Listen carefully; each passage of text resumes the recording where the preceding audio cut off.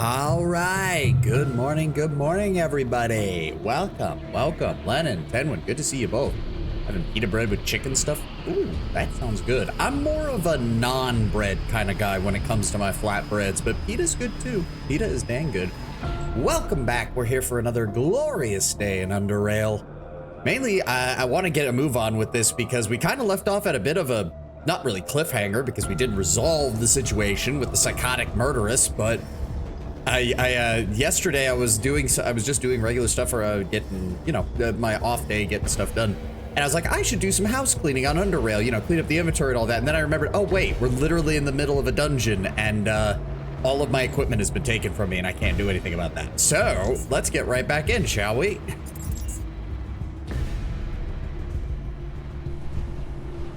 we go. We need to collect everything that's down here and then find our equipment. Because Lord knows I'm gonna need that. Now let's go check out the dead dudes that we ran past. Did she already strip all of them, I'm assuming? Yeah. Why? Ah, there's the other one. Oh, a jaw part. It is a piece of jaw lined with human teeth. It looks human. 3 experience points. We are 3 away from another level up. Good. Hey, Diamond, welcome. All right, so that's clear. That's clear. He doesn't have anything in there. We can't loot anything from there. We already stripped out that. Did I loot her body?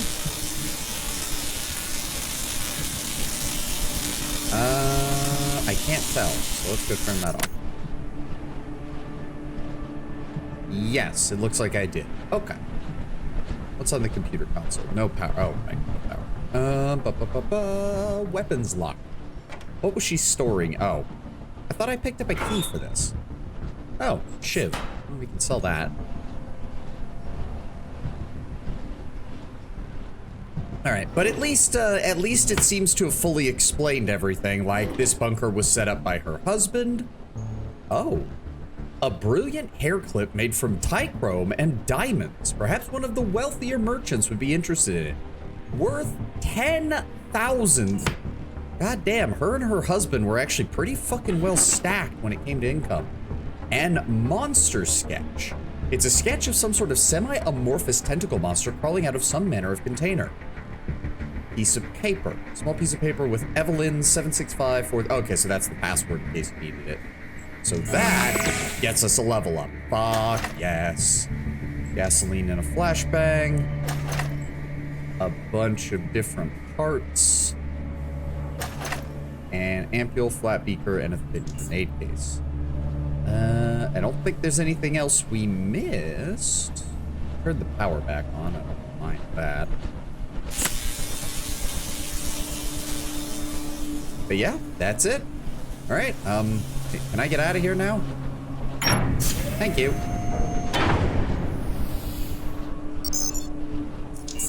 Streaking nude. I mean, it's not like it's by choice. Wow, she booked it down. When my character jumped through that ventilation duct, she booked it down here. Just letting it swing. Ah, and that's where she, so this is, It was literally right behind a curtain.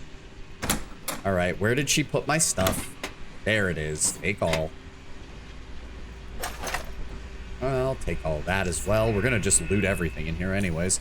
Where is my sword? Where is my antidotes? Thank you. And then I'm gonna pop a side inhaler. There we go. All you do for Coochie. Hey, I mean, like, the game was setting it up like, something's going to happen. And I was like, yeah, I know something's gonna happen, but I kind of want to see what happens. Thermix, shield emitter, jackknife. All right. Oh God, it's gonna make me. Yeah, I have to put everything back on my hotbar now. Oh well. Put the taser over here. Put the EMPs over here. Put the high explosives. Yep. I will level up as soon as we, oh, I should close the door. This area is still technically counted as stealing, so I don't want the guards to be annoyed that I'm taking shit from her. Even though, she's a crazy bitch and she tried to kill me. That everything? That's everything. Okay, we need to find like a captain of the guard or something, because I got a murder to report. Go in there, commoner, there. Can't go in there. Stairs. Here. No, I wanted to go around here. Oh. Mysterious man. Am I just gonna wander into another quest? A slender figure stands in your way. Who goes there? Savan. Leave. Okay, come back later, I guess. Alright, but seriously, where the fuck would I find, like, a captain of the guard or something? I mean, there's a desk over here, maybe. Oh, I don't even know where my character's going. Hello, Mr. Freeman. But she isn't a crazy bitch. She's a troubled individual. No, she was a troubled individual. Then she decided that would it be okay to just brutally murder people. Oh. Who are you? An obviously drunk man staggers about the room. He picks up one of the bottles on the table, begins drinking from it, only to realize that it's completely empty. His face deforms. Go ahead. Move those back. There we go. In utter disgust as he returns to the bottle and steps away from the table when he finally spots you. Who are you and what are you doing in my house? Did you knock? Yes. Oh, dang it, I didn't hear nothing. Where are my manners? You want a drink? Sure. You don't want any? Well, that's a shame. Bit odd if you ask me. Man doesn't want a free drink. More for me, though. He pours himself another drink after finally finding one of the bottles with some liquor in it. Name's Nicholas, by the way. Nice to meet you. But So, what can I do for you? Why are you drinking alone? None of your damn business, odd person who refuses drinks. Demon. Why would I tell anything to you? Well, I had a relative who once sat at home and drowned his problems with booze. He was found dead in a pool of his own vomit, so, you know. I don't want to vomit in my dye. Die in my vomit. Listen, I'm having personal issues. He takes another big gulp of booze. It's my wife, Olivia. 20 years, happily married. It's like someone spilled molten metal all over our marriage. First we were arguing more and more, and later it got worse, and now we argue over everything. It's unbearable. We fight all the time. She throws stuff at me. Punched that stupid woman once so hard she fell on the floor. Ugh. Yeah? How did it get this bad if you were together for 20 years? I don't know. I don't. I hate her so much now. I don't even really know why it all started happening. What did you say your name was again? Savan. So there you go. I feel nothing but hate for that muck woman. He seems lost in thought, but after a couple of moments, he starts talking again. It's unbearable. So much that I even planned on killing her. As soon as he utters those words, his eyes instantly become clear and focused, as if he sobered up in an instant. Tiny drops of sweat start rolling down his face, slowly growing larger and larger. Taka, welcome.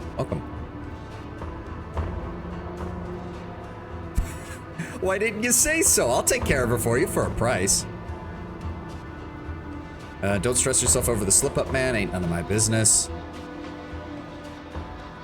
I didn't hear that correct, right? Conversation is over. I'm tired. Get out. He points to the door. Out, I say. All right. Dick.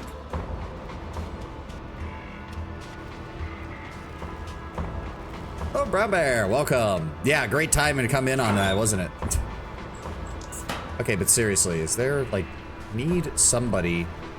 How do I get in here? I don't see a door that leads into here. Why am I... Oh, no, there is, but it's red, so... Homeless dude. A shame if someone was to eat it.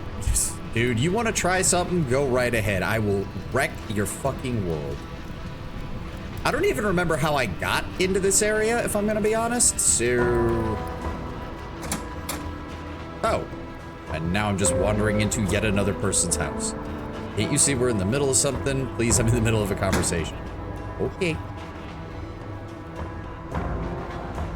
Alright. Okay, so I'm guessing there's no... I'm not seeing like a security outpost or like a command center. So I'm going to assume that the captain of the guard is not here. I need to find that person. I'm assuming I can turn in evidence of this murder. Also, what am I waiting for? I completely forgot. Hey, your character has gained access to specialization points, which can be used to improve your feats. Yes, we have our first specialization point. Your specialization choices depend on what feats you chose, and then you can improve the specific feats. You get 1 specialization point per level for the rest of the game.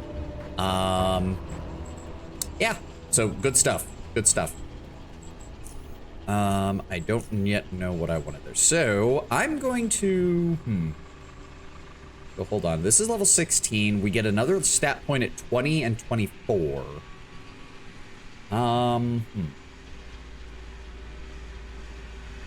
Yeah. Okay. I think... oh, sorry. I was checking Twitch and YouTube to make sure everything was working while I was doing that. And I thought something had fucked up on Twitch there for a moment. So we're going to put our last point here. This is going to be the last point we put into intelligence to get it up to 8. That'll also help our crafting skills. And then our 20 and 24 stat raises will both be into will. Yes. Let's go with that.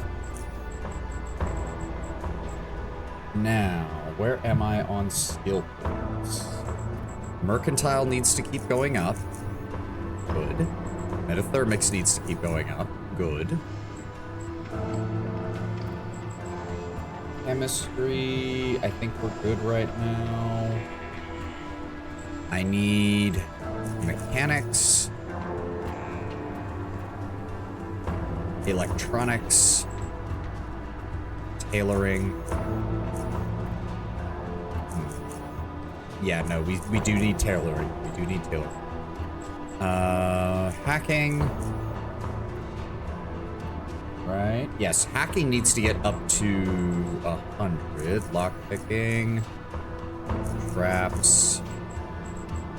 Throwing is okay right now. We're mainly focusing on these skills. We just gotta keep going. We just gotta keep going. Metaphysics is at 90 actual, 164 effective. Very nice. Very nice. As for our feats, what did I select for this level? So we already picked up neural over... Right, we're at the portion where the order of the feats does not matter as much. Because this is all just kind of the stuff that fleshes out what we can do. So the question is, what else do we want? We could get some psycho neural optimization, which is good. Mainly because we're just using metathermic. So as long as we only have 1 psi school innervated, we reduce the cost of all of our abilities by 10%.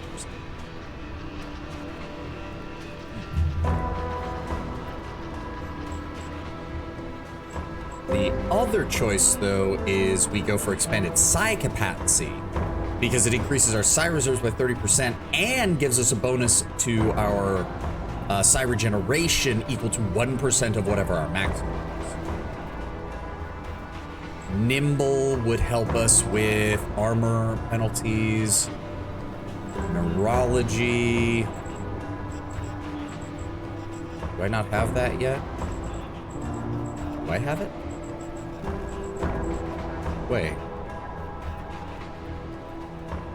Oh, I might not have a high enough skill for that just yet. Yeah, I need to get biology to 35. That's fine, because that's not as important. Neurology is a nice... Honestly, neurology might not even be needed, but we'll see. We'll see. We could grab stoicism for a little bit more resistance. Nimble is a no-no? Why not?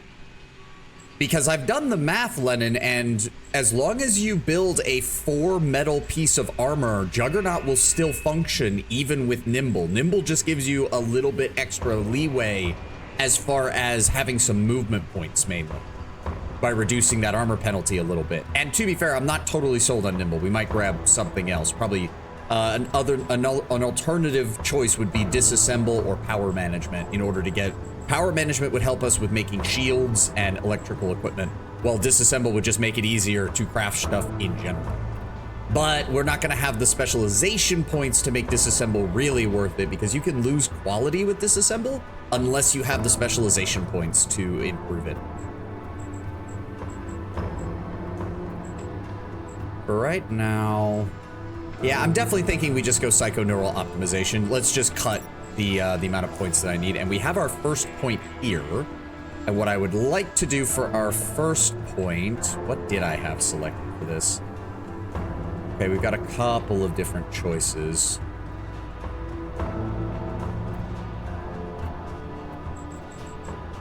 Psychoneural optimization.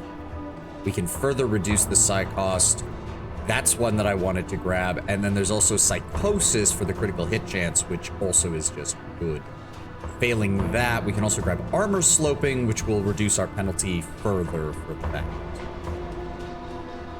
Though that one I'm still debating on. I need to see what a proper 4 metal piece of armor does, because right now we've been using 2 and 3 panel armors. We need to get up to a 4.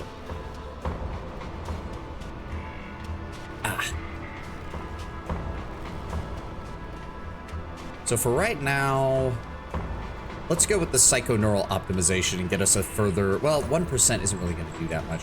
Let's go for the additional 1% damage from psychosis, or the 1% critical hit chance from psychosis. That makes psychosis even more valuable. All right, where am I again? That's the electronic shop. Again, I don't know. There's a ladder. Okay, that doesn't help me.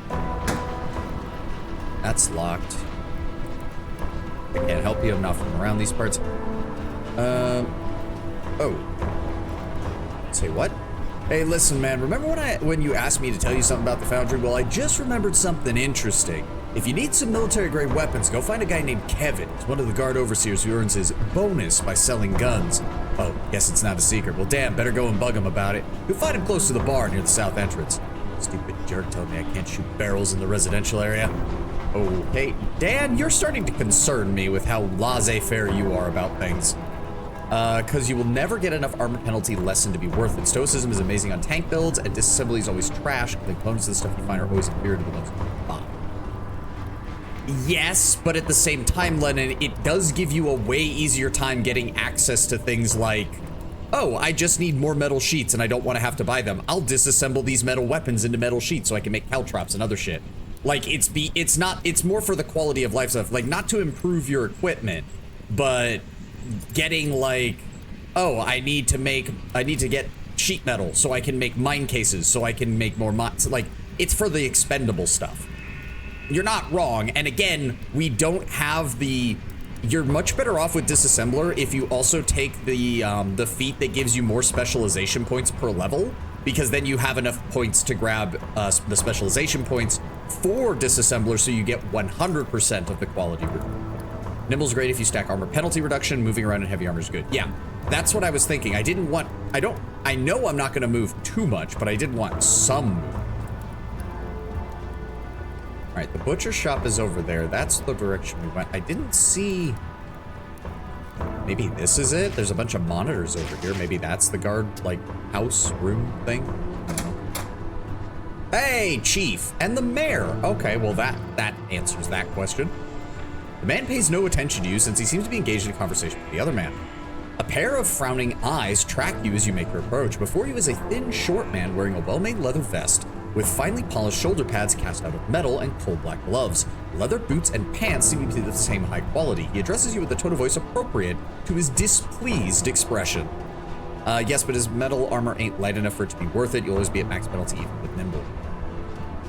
It is right now, Lennon, which is part of the reason I don't think grabbing it now is of any use. Once we get access to super steel, if I remember correctly, I did do the math on this when I was looking at armor crafting. If you do a super steel plate armor with 4 super steel plates, you end up at right around 59%. Yeah, you need armor sloping. Well, I have armor sloping. I've already got that. Once we get the foundry up and running for super steel production, that's when we can consider taking nimble. It's just not a priority right now. Yeah, I was looking at it, but it wasn't really in contention for getting now. It's not of any use to us until we get access to that super steam. That's all right, man. I wasn't explaining myself very well. It's okay. Where were we? Right, displeased expression. What is the meaning of this? Who are you? No, it doesn't matter. We are busy. If you could please leave us to a discussion, we'd appreciate it. I apologize for disturbing you. I just needed to ask some questions and I have some information. Are you the mayor? He briefly exchanges looks with the man standing next to him. Yes, I see where this is headed. Yes, I am Martin Marshall, Mayor of Foundry. The gentleman next to me is Chief Dalton Banner of the Foundry Guard.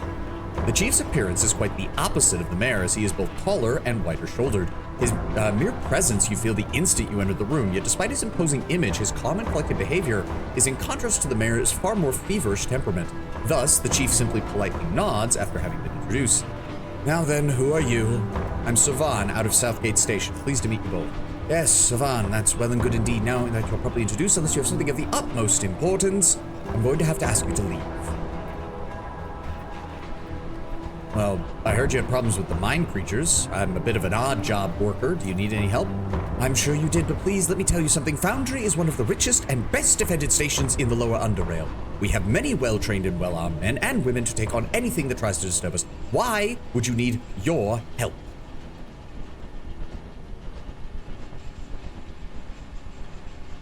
I guess we go for the persuasion option. I come from Southgate Station. I've helped people deal with it. I want to use the persuasion.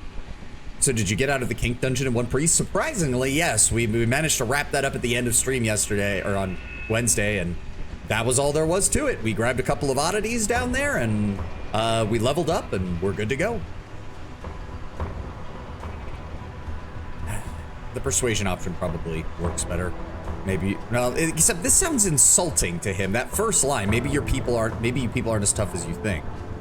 Yeah, no, I'm willing to go with this. I'm out of Southgate Station. We've been dealing with a large number of difficult problems. It's what I do. I figured I'd offer. That's what you say. You do realize I can't exactly trust any random person that walks into my office, right?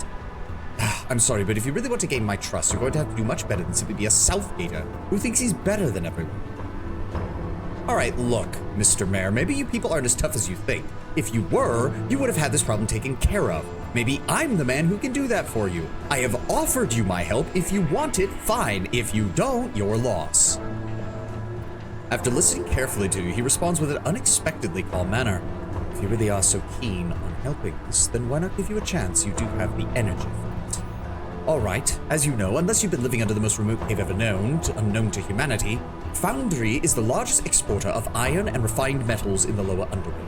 What's even better is that our mine is rich, not just with iron, but aluminum, titanium, and most importantly recently, chromium. We discovered large amounts of all of it several months ago in the form of a chromite ore. Needless to say, as soon as we discovered it, our miners began following the veins, and so a few weeks ago they mined into a new cavern and encountered the very creatures that had been rumored about. What they saw there was unlike anything we have seen or heard of before. These beings had shells made of rocks, metallic blades protruding from their backs. You heard me. Shells made of rocks. The creatures were highly aggressive, and we had to bring in the majority of the Foundry Guard to deal with them. Now those creatures, while resilient, are no match for our men. The true problem has revealed itself when the guards encountered the beast. We got energy. Psi energy, correct. The beast. Yes. It may look like its smallest siblings, but it is a four-legged boulder. A huge monster that stopped even the Foundry Guard dead in their tracks. Meanwhile, it is nigh unstoppable, and the guardsmen tried everything. They shot it, they burned it, they threw grenades at it. The damn thing is as hard as rock. Most of the men sent to clear the mine are now dead, and I've had no other options but to order the closing of the whole operation. This problem will begin hurting us fast if we don't find a way to deal with these things. We have days, maybe a week, before we run out of existing ore supplies, after which all production in the foundry will stop. What can I do? We need a solution, and I would appreciate it if you'd help us find one. At one point, we considered using explosives to simply collapse the tunnel and seal them off, but the mining supervisor advises against it. What's worse, even though these things have been a bit quieter in the mines for a few days now, the rock creatures are beginning to emerge from the mines and have begun attacking our citizens. Even though all the entrances to the mine are heavily guarded, some people have still gone missing. Would you mind if I interrupted you for a second, sir? Not at all, Chief, not at all. I was almost done anyways. Go ahead. As you can see, young man, This is a problem which could, if left unsolved, mean the end of the foundry. The mine does not only feed the mouths of the people here, but secures their protection. Or do you think the foundry guard operates solely on goodwill? If you really want to help us, then my suggestion is you speak with the only survivor from the unit that was tasked with clearing the mines. He knows more about the creatures than any of us. His name is Saban Mulov. You'll find him at the mine entrance with the others. That's just to the east of the metalworks. I'm surprised you didn't take him off duty given everything he's been through. I discussed that with him, but he was adamant about staying on, so he's asked to be posted right at the mine entrance. He is the first line of defense. Brave man, and a fine example to the rest of the guard. Got it. Is that all? Nearly. You're going to want to speak to Marcos Banti, mining supervisor. You'll find him at the mine entrance as well. He did advise us against collapsing the part of the mine with explosives, but talk to him. Perhaps the two of you can work out a solution. I believe that's everything. I'm on it, Mr. Mayor. Billard, go and report to us once you have something. Can I talk to the chief? Yeah, I'd like to talk to you about Evelyn Ingram. He pauses for a moment. What about her? I found evidence that she is a murderer. Take a look at this. Chief carefully examines the files from the drive, and you wait for him while he does so, but it doesn't take long for him to return to you. Oh, you remember me. I'm the guy from Russia. Hey, Runebach. Yeah, I remember you were posted in Russian. I don't know. What's the alphabet called? Cyrillic or whatever? Yeah, man. Welcome. Good to see you. Need some water. This is serious. We've had some people go missing lately, but most of these disappearances were attributed to the creatures from the mine. I'll send a few men to her home at once. Is there anything else I should know? She's dead. I killed her in self-defense. I'll send some men to see what's going on. You wait here. After the anniversary update, crafting required for the higher quality components, you find the higher their requirement past the previous 8% for almost everything. Made the test with the console commands and 3 plates, not even 4, require over 200 mechanic skill for metal armor. Yeah, it's because it's pretty easy to, because what is it? It's 80% of the quality of the item. But in order to do a 4-plate set, in order to do a 4-plate set, you need, what is it? It's a 10% increase for the other 3 plates. So you're looking at like a 240, something like that in mechanics in order to fully build out a proper set of armor. You write in the chat what he said, please. If someone wants to fill in Runebach, that's fine, but I don't know, man. I don't know anything other than English, so I can't really help you as far as like trying to keep you up to date on what's going on. Sorry. Unbelievable. A hidden bunker full of corpses. I can't believe Evelyn, out of all people, was capable of committing such murders.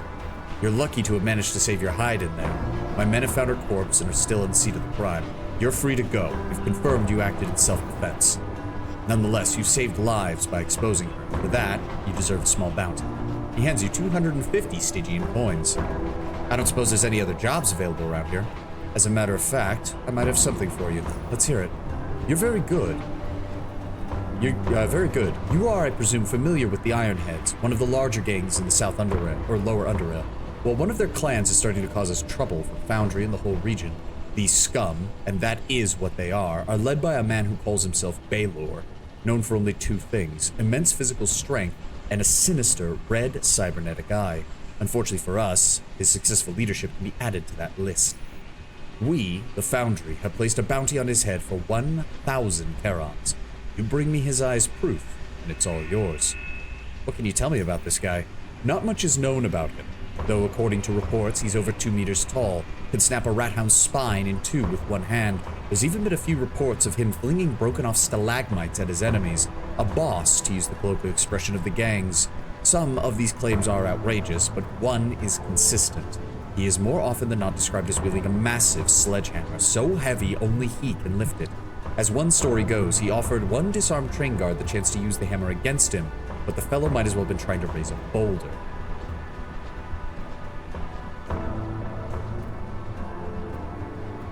I don't know, listen, there's no gasoline in Russia. I've been hearing that there's a lot of fuel crises in a lot of places right now.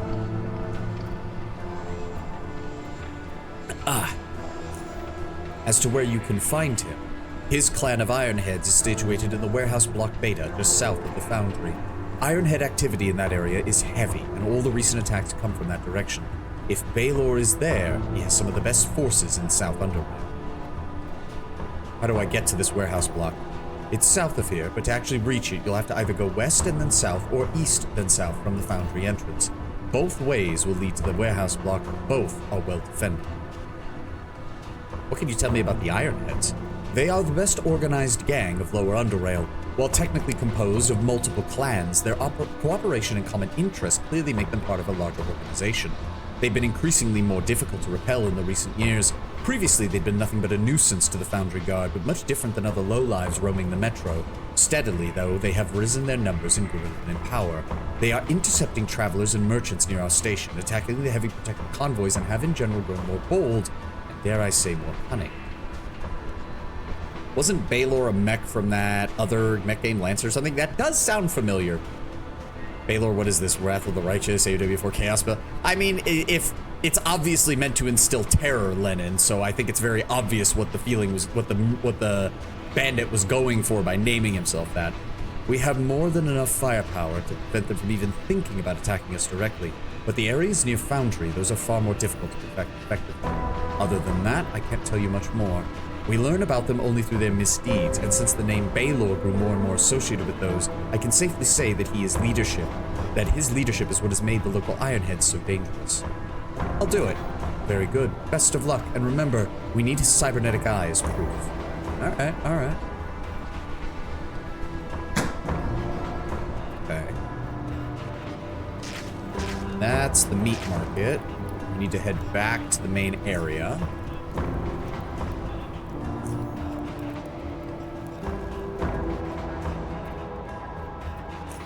Speaking of which, I should check in with the bar and some other places and see if... Let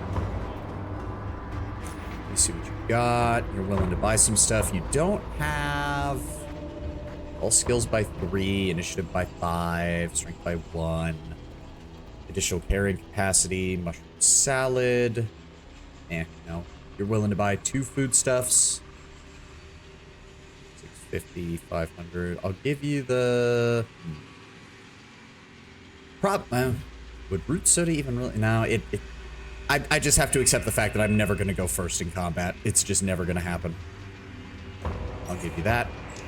You'll give me 13 coins. I can't give you anything else. There we go.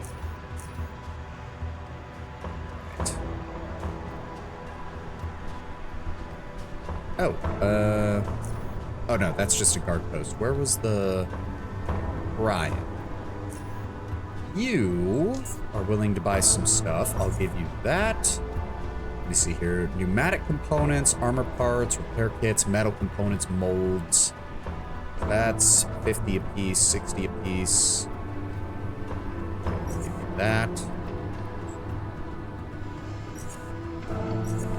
Oh, he's willing to buy all of those. I'll keep the grenade cases, though. You'll give me 8 coins for that. Fine by me.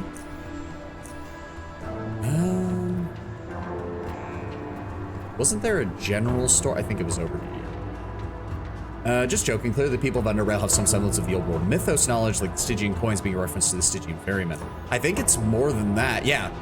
Is engraved with the image of Charon, the mythic Stygian ferryman. Like, so they have some records of the world before. They definitely do. You want the ammo. That's fine by me. And the cases. A blast suit. That has way higher damage threshold, but its armor penalty is automatically 95%. Full suit of body armor specifically designed to withstand the pressure generated by a bomb and any fragments the bomb may produce. 40% damage resistance on mechanical, 35 damage threshold, but you lose 2 perception, lose 3 agility, lose 20% movement speed, and take 10 reduction to your action. Hot damn. All right. Ooh, ampoules. I always need more ampoules. Plus they don't weigh much. I'll take those.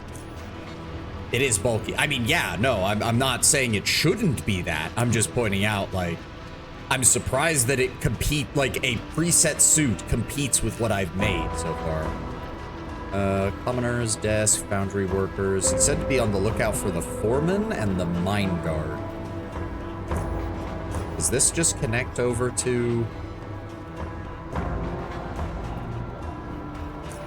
Yes. Okay, so yeah, residential area. And then this is the foundry proper. This is the, yeah, the blast furnaces. My character would be uncomfortably hot walking over here, considering he's wearing metal armor. Nicholas, you have a name. Very busy, can't talk. Oh, okay, never mind. There's something there. Foundry worker, foundry worker. Okay. What's over here? Huh?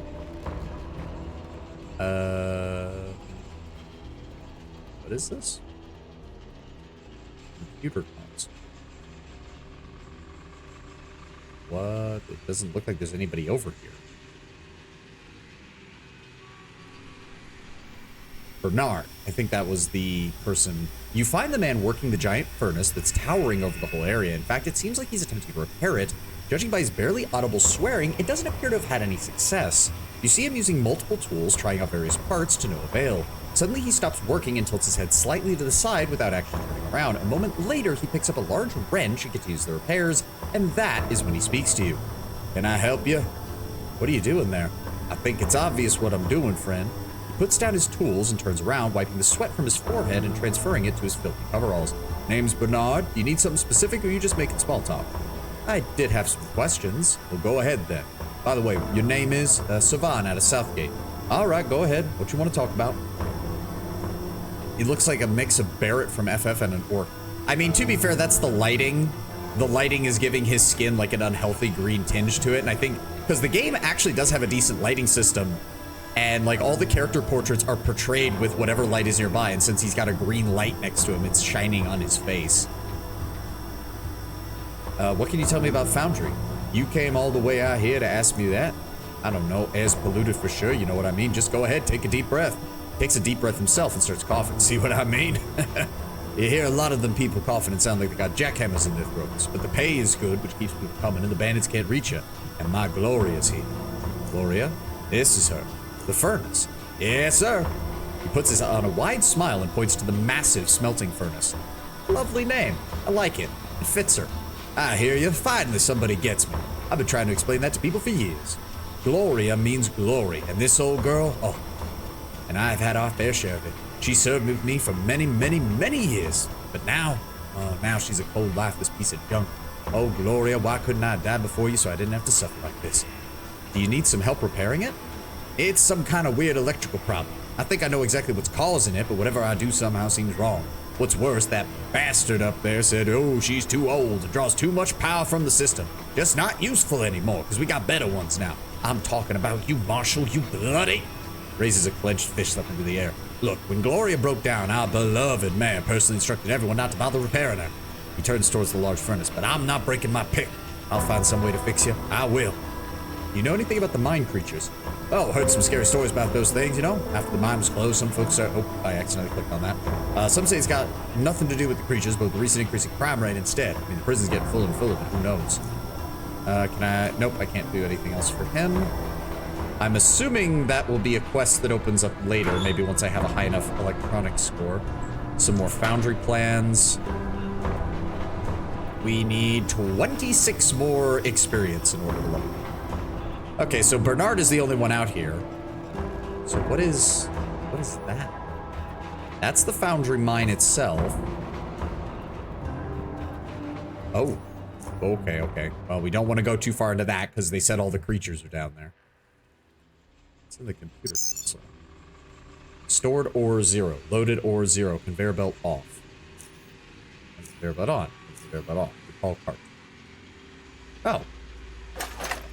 Okay. I guess that... Oh, can you actually, like, mine stuff down there? And that's how you, like, get it out without having to carry it all in your inventory? Because it probably weighs a ton. Probably. All right, but seriously, where's the guard they met? They said there was a guard and... I'm not seeing anybody named, so... Oh! Skeleton visor. It's a foundry worker visor with a skull painted on it. Looks cool, but very impractical. 2 points of experience and a luck. For me.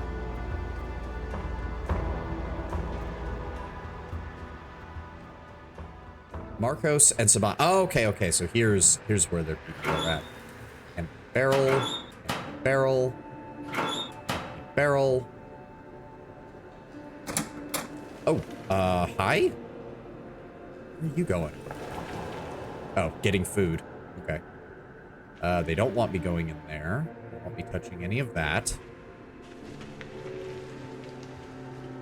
Alright, so... Oh, yep. The miner gestures to you to stop. A chubby, wide-shouldered man who lets out a single long and highly abrasive-sounding cough, much akin to a train passing through a tunnel that is too narrow, grinding its way through before being able to address you. Hey, you! I want you going into the mine. Entrance has been closed down. Why is it closed? Nasty creatures have shown up. Trust me, you don't want to go down there. Are you Marcos Banty, mining supervisor? Yeah, that's me. Coughs again. Who are you? Savan out of Southgate. Nice to meet you. Yeah, what you need? What can you tell me about the mine creatures? Look, man, I shouldn't talk about that, you dig? I don't want to be responsible for spreading any rumors, so my mouth is shut until the foundry guard deals with this whole situation. Dig what I mean? Your mayor sent me here to talk to you. Oh, mayor. Oh, I see. The big boss wants you to convince me to use the explosives in the mine to stop the Rockies. Yeah, I know. We already talked about that. My answer's still the same. No can do. We'd lose half the damn mine. It would set us back by months. I know this mine like the back of my palm, every nook and cranny, and I know that a detonation of that size would hurt us more than the creatures. Using explosives is our last option. Dig? All right, then what can you tell me about them? Well, I never saw any of those things, but the guardsmen who did told me they've got a shell made completely out of rock. We've also heard tell that there's a much bigger creature that is the real reason why the foundry guard can't clear the mine. The small ones, not exactly friable, but they're not that tough. But the big daddy is damn near invulnerable. At least that's what we've heard. Marcos removes one of his gloves, pulling it off one finger at a time to reveal a huge, rough-skinned hand with dirty, chipped nails. He continues with a one-sided smile. Now, I bet no one mentioned them funny-looking worms to you, huh? He proceeds to imitate vermicular movement with his index finger, moving it a few centimeters to the left and right with each motion, right? Right? What worms? Of course, the boss failed to mention that detail. Oh, you're gonna want to listen to this then. Couple of months ago, we found some chromite deposits deep in the mine. So far, we mostly mine iron, titanium, and shit like that. No chromium. As soon as we found it, we started digging in its direction. Along the way, we found patches of chromite, ore you get chromium from, that had these worms in it. Miners would drill the ore, and the worms with drills for heads would come out of it. We'd never seen anything like it before. Weird shit, I'm telling you. The worms would just get out of there and be on their way. They never bothered us or anything. But after the Rockies attacked, some guardsmen went deeper into the mine, told us the worms are all over the caves. I think it's connected somehow. The Rockies feed on the worms or something like that. Thought I should tell you.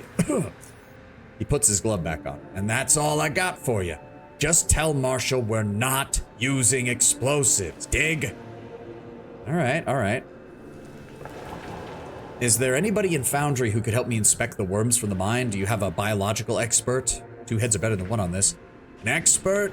Nah. Biologist, zoologist? Highly doubt it. He coughs.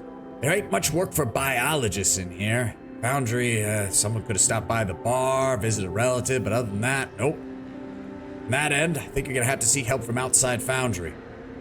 Oh, shit. I might have to head back to SGS and see Quentin then. Well, there you go. Damn horrible throat. He coughs again. Anything else you need to ask me? So, who exactly are you? Huh? I tell you that's none of your business. Any more questions? What can you tell me about Foundry? The good old Foundry. Honestly, it's not as bad in here as people say. What folks don't understand is that you can't have anything in life. Folks want cleanest air, water, and the Underrail, armed troops protecting them from the Ironheads, easy job, and lots of coin. Well, excuse me. Me? I'm golden. Mining can fill a hard-working man's pockets real well so long as you're careful around the mine and the metalworks. He coughs. Talking from years of experience here, boy. You just have to be clever and make sure not to die. Drink only the clean water, wear your respirator at all times as well as your protective gear when you're digging, that sort of shit. He coughs. Then, when you earn a lot of coin, you finally get tired of this place, you move to Core City and live like an oligarch. Huh, almost. All right. I knew there would be at least one person who's just like, look, man, this whole Underrail is fucked. I'm fine being a miner. So I'm assuming this portion of the mine is safe. Yeah, they've got more jackhammers out here. Saban.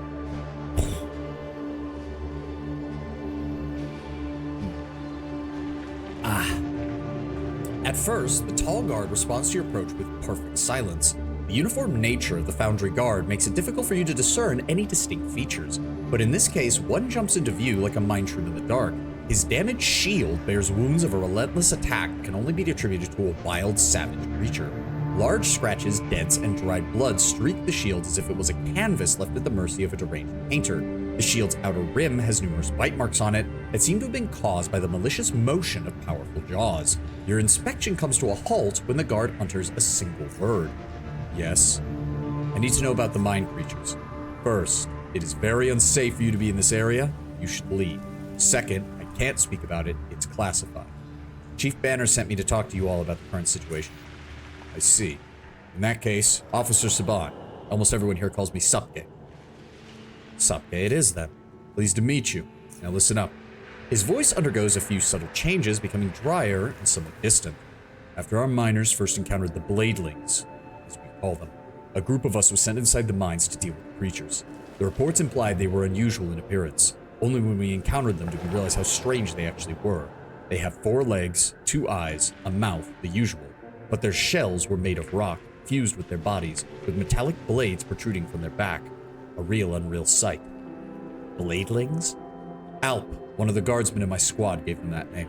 We were clearing the mine together. He named the creatures like that because of the blades on their backs. He called them Rockies, then Little Blades, and then finally settled on Bladelings. The name kind of stuck for us. What can you tell me about the Beast? The Beast.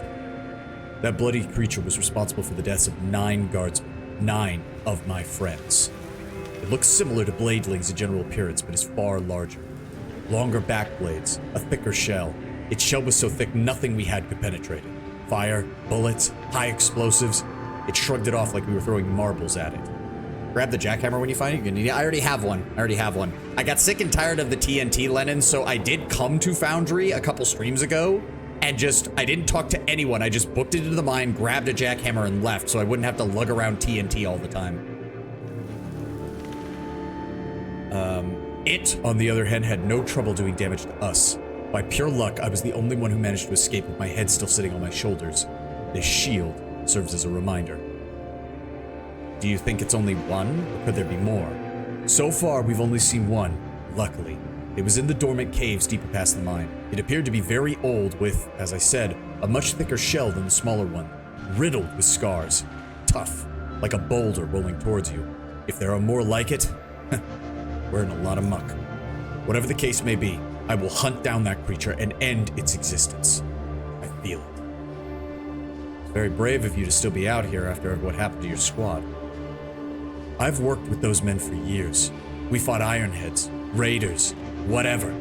Not for a second was I in any doubt that my back wasn't safe whenever the shit hit the fan. And I know that every single one of them felt the same. It's one hell of a connection. A trust that's burned into you by the hot branding iron of combat. Watching them die saddens me, infuriates me. If I could strangle that damn beast with my own hands and shove the shield down its throat, I'd do it in a heartbeat. I'm here because I'm waiting for it to come to me. Brave of you to be out here. Loki kind of sounds like a threat. I mean, it's more just an acknowledgement that this man has, it's very obvious that even the common people of the Underrail are far more used to death and destruction than what we are. But there's still something to be said for the very human connection of your entire squad that you served alongside with for years getting wiped out in front of you. I don't think you can kill it alone. I don't care. All I want is for it to die as painfully as possible. Yeah, we already did that. There'd be more, right? Do you know anything about the worms? I remember those things. They have strange heads shaped like small drills. They were never aggressive, so we just never paid attention to them. We had far bigger problems to deal with. Some of the guys did shoot them or step on the few of them that hadn't had time to find a hiding place. In any case, they'd never been any threat to us at the time. All right, thank you. Sure, I'm just saying that pointing out that bravery depends on chunky cars as well. You are brave for being out here. There might be an accident. Yeah, but I mean, as you said, it's all about tone, and my character's not taking that tone. Where did that lady go? She also had a name. There she is. Hello, Miss Olivia? Can't talk now. Oh, okay. So what exactly do they want me to do? Find an expert biologist and either bring him samples from, or if possible, the creatures themselves. Chief Banner wants you to kill Baylor, leader of the Ironheads, right. Learn more about the strange creatures, right. And find a way to stop the big creature. Start by going to the mine, talking to Marcos. Okay, so I guess we can give it a shot to see if we can take one of the small ones down and maybe bring Quentin a sample. Oh. Borer. Okay, so that must be the worms. So, can you just... What happens if I do this? Oh, hey! Borer jaw, the inner jaw of a borer. It is lined with sharp, stony teeth. 1 point of experience. Study this item up to 4 times. Sweet. Okay. You're gonna need a dog crate. Oh. Well, shit. We'll see. Well, it did say we could bring the remains, too. So we could kill one, and then... Well, here's the thing. Even if I want to bring a dog crate, like, wouldn't I need to have a way to disable them? Like, I don't have any tranquilizers or anything. And would a tranquilizer even work for those things? Considering that their flesh is made of stone?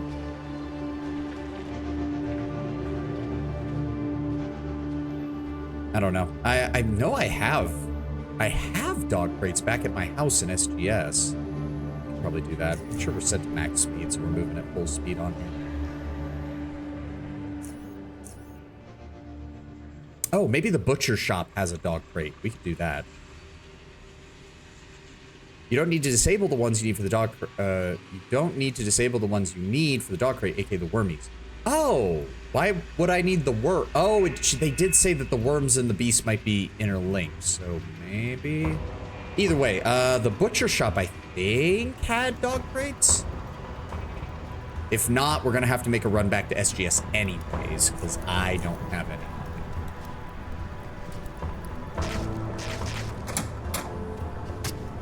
Emissaire. Yeah, there we go. I just need 1. How much you want for that? 3 coins? Fine by me. Just gonna put that on the hotbar.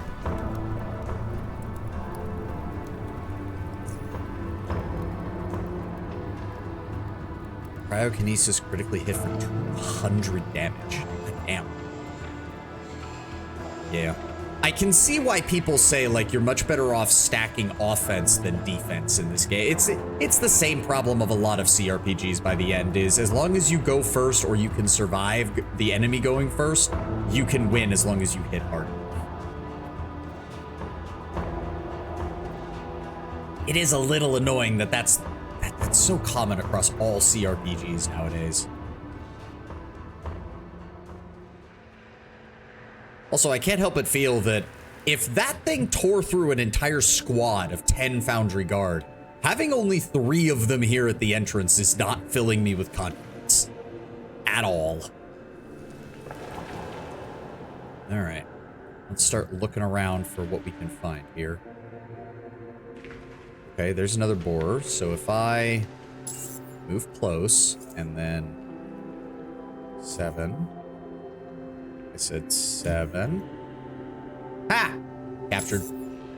Okay. Well, that worked. Where'd it go? Where did it... Is it in the... Oh, borer in a dog crate. Okay. Now we need to look for one of those bladelings. Hey, old lamp, 2 points of experience. Thank you. Plenty of jackhammers. There's another borer. I'm just gonna zap you. Yep. Oh no, I need to find more of those borer jaws. All right.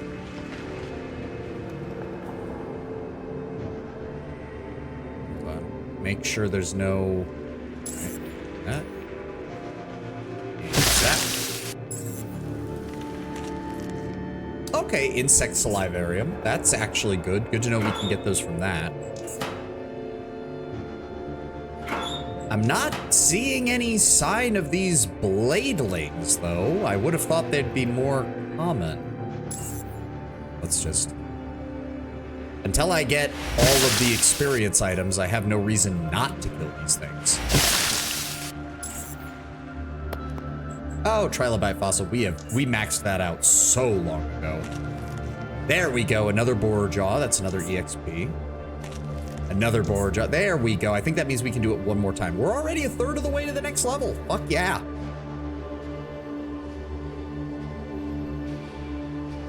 Okay, I don't like how empty this place is. I was expecting more of them. I'm gonna double back and go the other way for a second.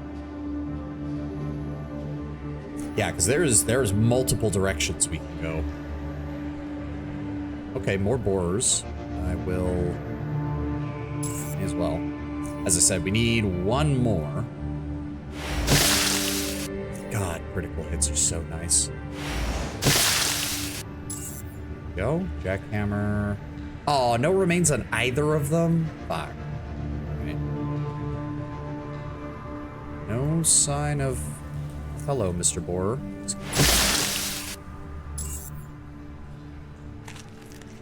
Ooh. Metaworm gizzard. The gizzard is a metaworm's primary digestive organ and produces powerful enzymes used for medical purposes. Okay. Interesting. Nothing over there. That's a dead end. All right, we will hold up in here while the ad plays, and I'm going to run to the restroom and be right back.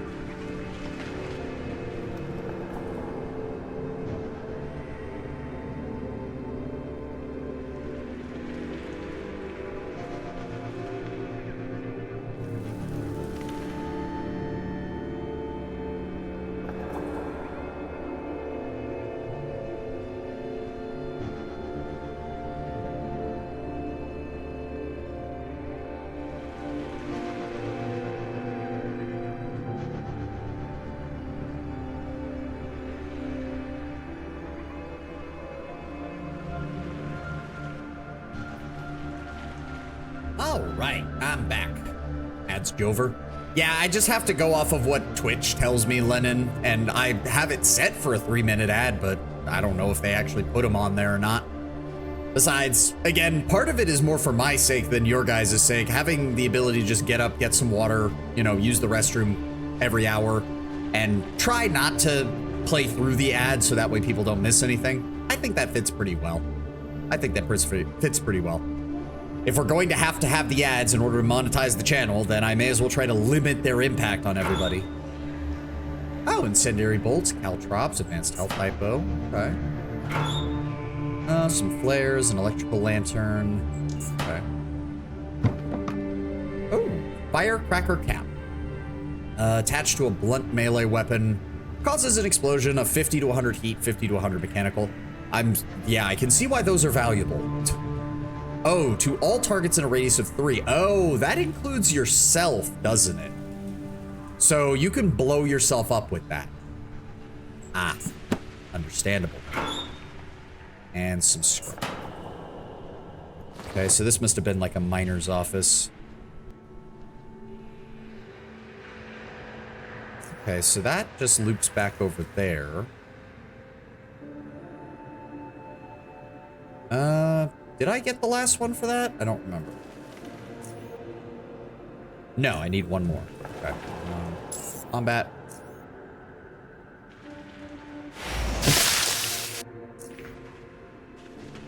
Batman Comics Crime Alley is a damn good equation. What?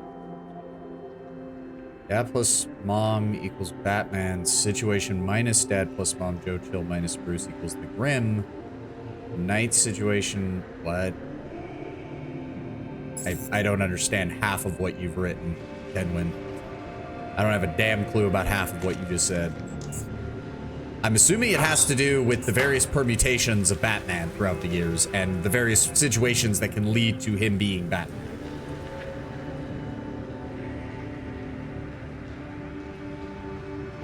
Okay, hello, Mr. Borer. I'm just gonna shoot you.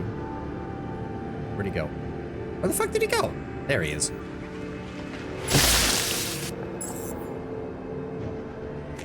Ah, god damn it. They're gonna tease me with that last one. Still nothing. Okay. Like again, this is very empty, and that has me very concerned. Oh, explosive barrel, multiple borers. Are the borers like natural like parasites of the creatures? Because there's a lot of them. Let's zap.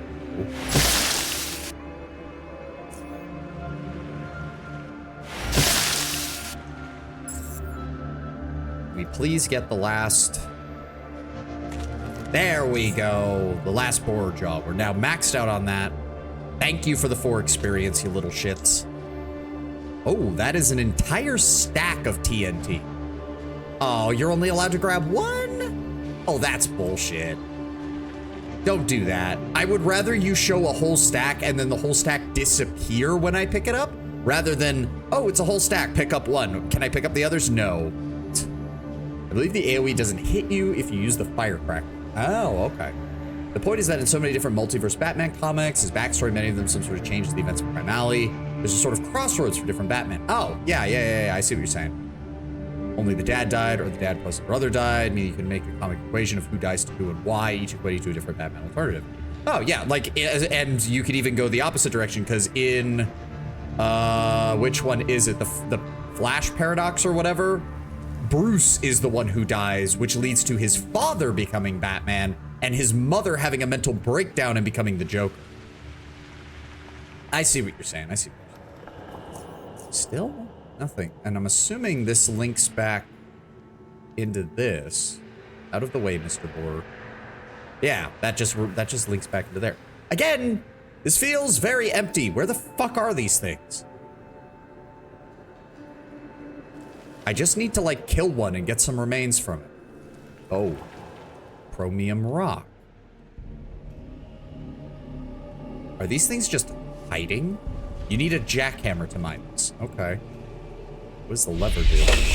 Oh. Oh! It pulls a cart. Okay. I'm assuming I have to break these rocks, which means the creatures are probably gonna come once I do that. High explosives, good. I don't think the EMP is gonna be of any use here. Keep my metathermics on. I doubt the frag grenade is gonna be... Okay, so the caltrops aren't gonna do any damage, but they will reduce the enemy's movement, which can be useful. I'm also gonna go ahead and get rid of these borers here while we've got the chance. I don't need anything interrupting me. She's the Joker, baby. Yep. Crime Alley plus Thomas beating up Joe Chill. Bruce's perfect world. Yep. Well, I mean, technically, the perfect world would be Joe Chill never was a criminal to begin with, which means Gotham was a better place, which means then his parents were never killed. Ah. Okay. Where did my jackhammer go? I have it, right? Yeah, there it is. Okay. Let's do this shit. Crack it open. Oh. Wait. Impure chromium blade. It would need to be processed in the foundry before it could yield pure metal used for crafting. So 1, 2, 3. I mean, there's a couple more of these. I don't see any reason not to. Huh, so the borers are just inside of these things. That's weird. Where's my batteries? There they are. Let's go ahead and charge that. Prepare for grind hell for the blading oddities. Not surprised. I figured there would be at least one that just doesn't do very well. Plenty. So far, nothing really surprising here. Just borers everywhere. They're all inside these rocks. Okay. You know, they're kind of adorable. I'm not gonna lie. Look at them. If they're really that small and they're not that big of a problem, I don't see the issue with them. Where's the bladelings, though? Okay, this whole room is now filled with these damn things. What the fuck?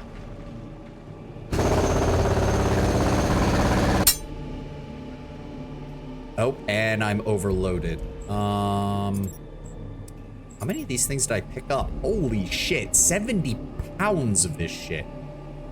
Well, I mean, as long as we don't get into a fight, I'm fine with it. It took 2 hours of grinding to get all the oddities. I mean, to be fair, that's not that bad for this game, simply because it takes, I think, about 4 so what is it? Merchant inventories refresh every 90 minutes, which at max speed is cut in a third, so it's every 30 minutes. Enemies respawn every 2 hours, so 120 minutes. You speed that up by 2/3, that's 40 minutes, which isn't too bad. So you go in, you kill enemies, you leave, you come back 40 minutes later, you do it again. More referencing the episode of Justice League Unlimited where Superman, Batman, Wonder Woman get ambushed by Mongol. Uses a parasite that is affected Bruce's perfect world, gets on him temporarily. His perfect world is incredibly simple. It's that single moment in Crime Alley, but Thomas overpowers Joe Chill, who's winning the fight. That's it. The fight doesn't end. The fight doesn't end. It doesn't continue. It's just Thomas Wayne winning the fight, and as the parasite is being removed, he starts to lose again. Ah. Oh, wait. Did I not explore this part of the mine? I did not. Hey, Obsidian Shard. That maxes that one out. Good. Well, I wanted to leave. Right.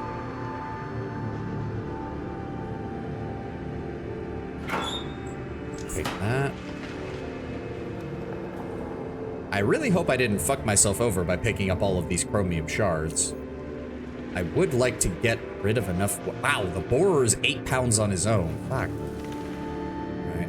Alright. Need to ask something about the creature. No, you don't have anything else for me. You don't have anything else for me, so I guess I just need to lug all this shit down to Quentin's. You still have anything to say? Nope, can't talk, working. Okay. It's weird to me that they give some people names and then no dialogue. That's just weird. I don't know why you would name an NPC and then not give them the ability to, like, talk to you. Keep finding barely known mechs that I believe I would like. The Wendigo and the Stormwolf look absolutely sick. I don't know what either of those do.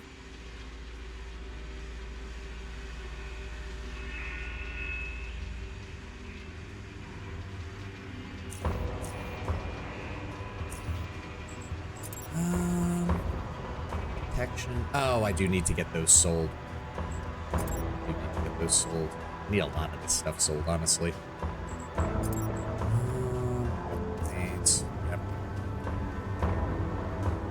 You can put all but one of the impure blades in the minecart in the mines. Oh, well, it's a little late for that, Lennon. It's a little late for that. I guess I'm just lugging these around now. We'll find a place to unload some stuff, don't worry. I think. I say as we continue to just slowly walk. Get out of my way. Get out of my way. I guess. I just need to get back to SGS. I can drop things off there or sell things. We'll be fine.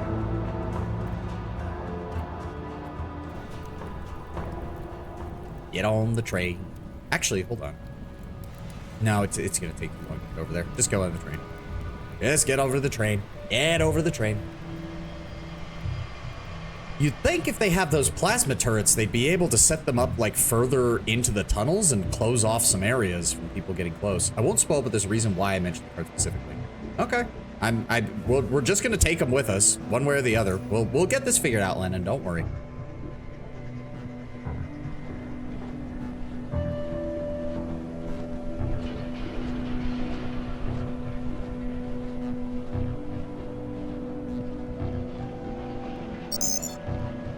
Take me to the armory first. Little sentry bot rolling around. They do. I do like the sentry bot's design. It's almost cute. All right. Oh, you're not willing to buy my goggles? Really? Are you willing to buy anything? Okay, you'll buy the grenades. So that'll get rid of some. Because those are actually kind of heavy. You don't want to buy anything else though. Son of a bitch. Not even a knife? Really? Both are 50-ton Omni-Mechs. The Wendigo, I think, is the most interesting. 2 large pulse, 1 LRM-15. Oh, so it's a vulture, but lighter. Like it's a lighter version of the vulture. It's a medium version of the vulture. Oh. The Stormwolf is basically a modification. The Wendigo has a rotary AC-5, a laser attack, and AMS, and a mask. That sounds very eclectic for a clan mech. Do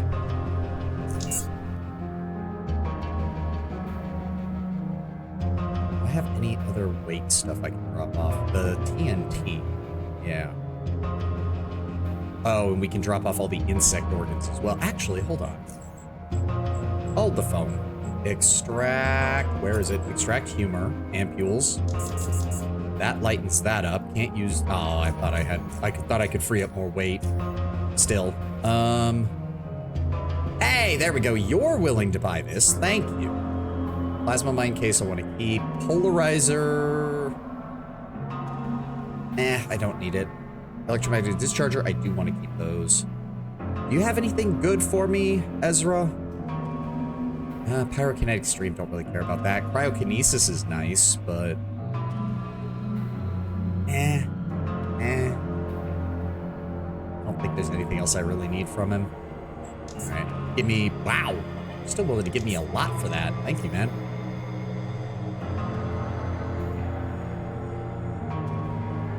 It's gonna take me so long to find someone who can actually give me a good value for that fucking thing. Both are good for fast skirmishing. Oh, okay. With a plasma rifle and a large pulse. You want repair kits, which I do not want to get. You also have cheap shit. Nothing else. All right. Okay. Let's go drop off shit in my room. We could drop off the TNT. I'm definitely not going to need that. I have the jackhammer. As long as I have power, I don't need the rest of it. I'm kind of annoyed that we have to go to Quinton of all people to fucking help with this. I don't like that, man. One quest was all it needed for me to just never like that dude. Drop that off. Drop that off. That off. That off. That off. That off. Drop those off. Those off. Keep those. Oh, good. There we go. We're moving at full speed again. Drop you. And drop off you. All of you. As for my keeps, of you guys, I think that's everything. Yes, there we go. All right, so yeah, we've got just enough. All right, Quentin, Dick, I need to talk to you. Everybody else was willing to teach me a psi power, except for the one guy that I needed to teach me a psi power at the beginning of the game. All right. Oh, firstly, do you have anything that I need? You have magnesium. I will take that immediately. We need that for some higher end explosives. I've got 2K in credits. I'm willing to buy some psi inhalants from you. Yeah, no, I've got to, that still leaves me with 1,000 SGS credits left. I'm fine with that. I'm fine with that. Cave hopper, pig leather, rat hound leather. Yeah, nothing else I need. Thank you. Now, about the reason I'm actually here. Wanted to talk to you about some odd creatures plaguing the foundry. Thought you might know something. Foundry. Oh no, wait. What did I give him? An Australian accent? Hold on. Foundry, eh? Sure. Can you describe the creatures to me? Highly aggressive quadrupedal creatures, most easily recognized by shells made of rock with metallic blades protruding from their backs. Ever seen anything like it? Never, but it sounds really interesting. I'll remember it for sure. If you could bring me a part of the creature or a live specimen, I'd be more than happy to share anything I learned with you. There are also these worm-like things with weird heads shaped like drills. Drills? I've seen a fair share of odd things, but one with a drill for a head, never in my lifetime. If you could catch one if possible, I'd love to take a look at the creature. You need some answers or else you wouldn't be talking to me in the first place. I have a piece of the rock creatures. Let me see. He inspects the piece you gave him. Fascinating. As if you detach this from a piece of machinery and not a living, breathing creature. This is from the back, right? Is that what you said? Aye. Well, this is what you could tell by the creature looking at this. Considering that you told me blades grow out of the back, I guess it serves as a defensive purpose. I don't see any cavities or canals for nerves or blood vessels or a way to accommodate any kind of organic matter. To illustrate what I mean, I'll take our very own bones, for example. We grow our bones through a process called ossification. You know what that is? Yeah, specialized cells produce calcium which synthesize bones. Exactly. Now, bone tissue is usually comprised of a mineral matrix that contains these cells, and bones themselves are composed of approximately 70% mineral content. This blade here, that's one solid piece of metal, no organic matter whatsoever. No porosity, no traces that it even grew out of the living being. I don't know. Tooth enamel, for instance, is almost completely made by hydroxylapatite, a kind of calcium phosphate, with the rest being water and a small hint of organic matter. Enamel is formed within the gums before the tooth grows out, so there's a possibility this blade is formed within the shell and then grows out later. But how? Not really know. We can only make speculations here. Here, take the blade back. You want to test its composition? Better have that done by someone who's not a biologist. A smile lights up his mask slightly. If you can bring me any other part of the creature or live specimen, then we could have ourselves a winner. This, however, sorry, it's fascinating though. I did capture one of the worms.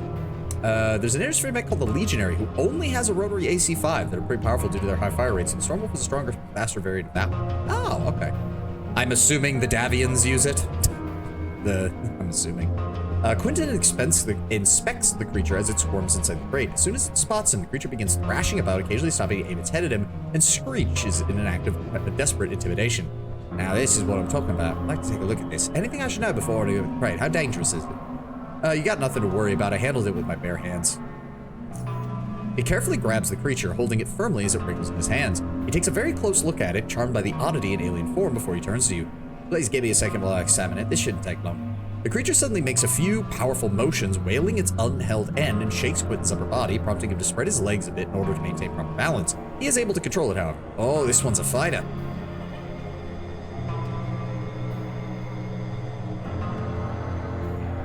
You wait while Quentin completes his examination, observing him as he performs with great focus and care. How after only a few minutes, he makes it seem as if he's been handling the creature for years. Slowly and steadily, he finishes the examination. He places the creature back into the mobile jail, turns to you, but only to inform you that he needs to leave and do one more test. The two are gone for quite a while. When he returns, it's with a genuine smile on his face, overflowing with excitement. He wastes no time. I'm back, Savan. Hope you didn't fall asleep waiting for me. You seem happy, so I'm hoping you've got something good for me. You'll see. First, without dissecting the creature, which I would never do without consulting you, I can tell you a couple of things I've learned. Their heads do appear to be for actual drilling, even though I haven't been able to see it in action. Obviously, the combination of the unique shape of the head and the surprisingly powerful musculature makes me feel that it engages its whole body during the process. Maybe it just rotates itself in short bursts, or maybe it coils up and releases the energy in some manner. I'm just speculating. What is a fact, though, is that its head is very, very tough, so I have no doubt that it can bore through hard material without much of an issue. As for the rest of the creature's body, it is segmented, has a decently thick skin covered in what appears to be soft, delicate scales, or at least something similar to it, as in snakes. It probably helps them move, possibly to retain moisture too. The skin is highly sensitive, which makes sense for a creature limited in the way it can acquire information about its environment. There are a few other details about it, but those are minor and uninteresting for your case. Now, what I did do was a quick superficial examination. I need to dissect the creature to really tell you more about its anatomy, but I saved the good stuff for last. I decided to do some psi readings. That's why I left the room early, and the readings were off the charts. In fact, the creature exhibits a psi signature so strong that I'm surprised it doesn't have some kind of defensive psi ability. However, the signature is also incredibly complex, and I'm not ashamed to tell you I'm having troubles interpreting it. He shrugs. I'm afraid that analyzing it's above my skill level, but I am absolutely 110% positive that understanding that size signature will not only help with your, for lack of a better word, quest, but also pave way for an engrossing scientific discovery, for those of us who care, if nothing else. So there you have it. That's all I have for you. You know what, Quentin? When you're not running me around to do stupid shit, you're honestly not that bad to talk to. It's just a shame your first impression to me was just of an absolute cunt. And not in the friendly way, despite the fact that I gave you an Australian accent. That's very interesting. Regarding this size signature, do you know anyone I could take this to? Well, as far as Psi in general is concerned, you've got Ezra, who's the top expert here. He's the right person to bring the critter to. If he can't help you, well, then you're stuck. Ah, well, he hands you the crate back. Captivating little thing this is, and feisty. I'll bring this to him. Thanks. Alright, so we still need to get a sample of the actual creatures, but we are on the right track at least.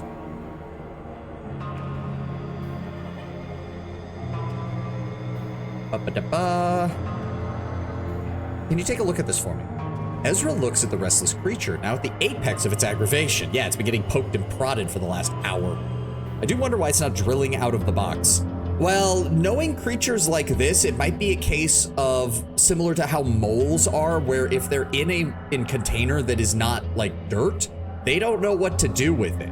So this creature, like, it might have the strength to drill through plastic, but it might not know that plastic is something it can eat through. It might be a literal case of it doesn't know. If its senses are largely limited to touch, then all it knows is I'm not surrounded by rock. I cannot dig through this. Because all it knows is if I am near rock, I can dig through rock. Ezra looks at the restless creature, now at the apex of its aggravation. He focuses on it in silence, and as moments pass, the creature becomes more and more calm. Slowly but surely, it reaches a point of complete tranquility and motionlessness, on account of which one could easily mistake it for being dead. Ezra, he turns to you. Where did you find this creature? At a mine in the foundry. Interesting. Are there any other creatures living among or in close proximity to it? Creatures with shells made out of rock with metallic blades on their backs. Those are the only ones as far as we know. He speaks, but more to himself than you. Another adaptation. Makes sense. Why are you interested in this subject? The foundry is having difficulties with the creatures that are infesting the mines, but the real problem is a beast, a creature identical to what I described, but far larger, tougher, and meaner. As yet, there is no apparent way to kill it. The creature, because of its heavy armor, is practically invulnerable, and nearly all who faced it lost their lives. So you want to find a way to kill it? Very well, I understand. I will tell you what you need to know. The creature that you have brought to me is a larval form of the rock creature you described. As strange as that may seem, yes, these are their larvae. I've encountered them in the past in different forms, though regardless. I can help you find the adaptation's weakness, but for that you must bring me a part of the creature to analyze. A piece of its shell, back blades if you can. If not, bring me whatever you require. I have a piece of one right here. Let me see. I'll be right back. He takes the sample from you and leaves the room.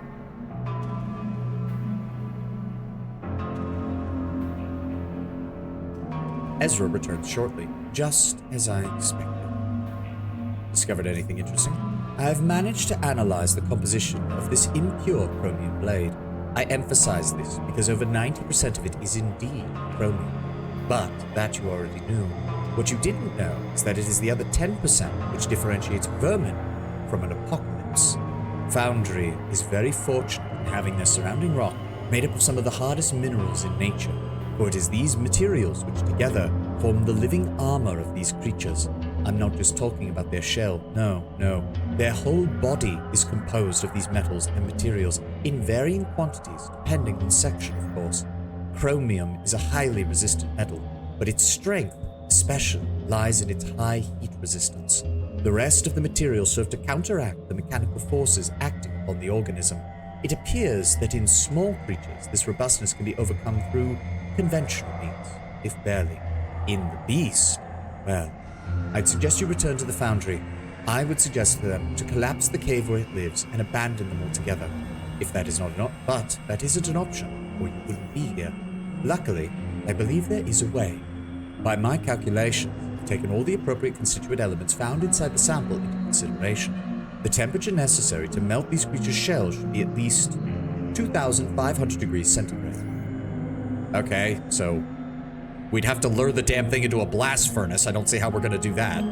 Ironically, considering chromium is practically the essence of these creatures, this seems to be the most realistic way to defeat it, as the foundry is likely to have some means, be it a furnace or something else, which can melt chromium and produce temperatures that high.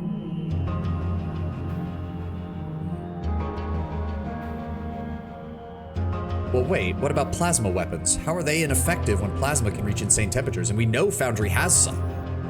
When all molecules are ionized, yes, plasma can reach, theoretically, temperatures ranging into the billions of degrees. However, most conventional plasma weapons of today use plasma that is only a fraction of the gas molecules that are ionized. There are three primary reasons. First, the technological limitation. The second, power consumption. And the third is the simple fact that the shooter does not wish to be evaporated together with everything else around him when he fires the weapon. Okay. So it seems like I'm gonna need a way to lure the beast. Anything you'd help with that? And what will you do once it's in the foundry? Do you have a plan? The foundry has an old large smelting furnace near the mine entrance.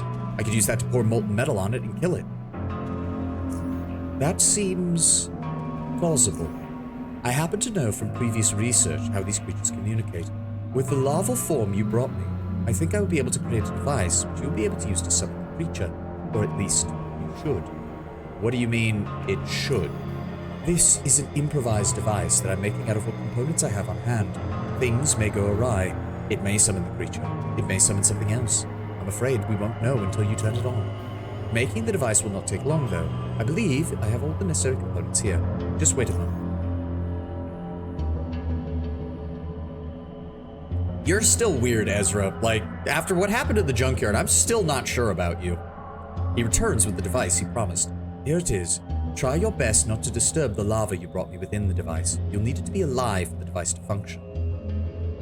Oh, hold on, I'm not done yet. You mentioned something about adaptation. What did you mean?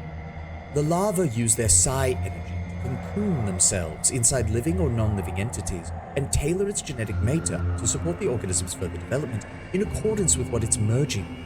Inside, the lava develops into its adult form, the resulting creature fully integrated with the entity of choice. If the creature wants a rock shell, it will dig itself into a rock and fuse with it. Oh. Well, that could also explain why it wasn't digging through the plastic. It saw the plastic as weaker than rock and did not want to be made up of part plastic, so it chose not to. Okay, do you know what they're called? Psi-enhanced polymorphic organisms, Psi-morph for short. How do you know so much about this? Knowledge like this is not arrived merely by encountering something. I have learned quite a few things throughout my years. There are bits and pieces of knowledge and history everywhere you look, and over time, things accumulate. You're awfully mysterious, Ezra. First you tell me you don't know anything about Wyatt Pear, and now this, and yet you seem like you have an answer for everything I ask you. No one has an answer to everything, and no one should have to answer to everything. Life would be so dull otherwise. Now, if you'll excuse me, I'd like to return to the topic at hand. All right. You're sus as fuck, man. Yep, psi amplifier. Place the psi amplifier on the floor in preparation to lure the beast. Must be below the arc furnace. Okay.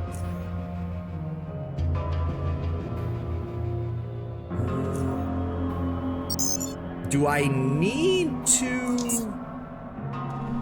Mask, is he a faceless? No, because the faceless use like full body masks, Yasalis, like, and I don't know, well, I mean, that is true, and part of the thing is that nobody has seen the faceless without their mask, so it could be. From the faceless we encountered in Core City when he was injured, it seems like they make extensive use of very high-tech stuff, so maybe that's where Ezra got his augments from? I don't know. All right, let's head back to Foundry. And if you do know, don't say anything. I'm speculating. I love speculating. Don't make me fucking ban somebody for spoiling shit. All right? I speculate a lot. I do that a lot. You should have seen the hours I spent speculating playing through Pillars 1 and Pillars 2. I still have the chromium blades. Should I try to see if I can find one of the actual creatures and kill that? You know what? Underrail's currently $5. I'll just get it. Yeah, no, I can already assure you that $5 is well spent on this. You're going to want to find a build. There's a website that allows you to plan out your build. You're definitely going to want to do that, Usalis, because oh boy, this game can get complex with its build. Should have seen Expedition 33 speculations, a lot of mention of the French Navy. Oh, yeah. Because I assumed we were in the real world, so I was like, how did this happen? If this is supposed to be actual France, how the fuck did this happen? Where's the Navy? Where's the Army? Where's all this shit? Yeah, it's a bit weird that, can I say anything? Nope, can't say anything to him. Can't say anything to him. Okay. I want to see if maybe we can kill one of the small ones and try to get that. And half of Underrail was a mask of some kind. That is true. But I mean, like the faceless, we've seen their sprite, and it's like they wear like full masks, like weird masks. Even the game described them as weird, and everyone else in the Underrail seems to think they're weird too.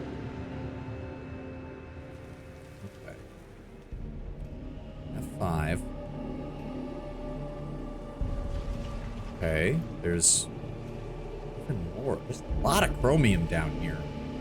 There's a lot of chromium down here. Oh, shit. Oh, hi. Okay. Ooh, that's a lot of health. Shit. So do we try to kill it? I'm going to assume fire is not going to work on these things. If they're literally made out of rock, fire is not going to work. You mind tasing it? Okay. Lightning does deal a tiny bit of damage. I'm gonna back up by one. I'm gonna throw some caltrops down. There we go. And then I'm just gonna back up. Go. Let's try hitting him with the cryokinesis.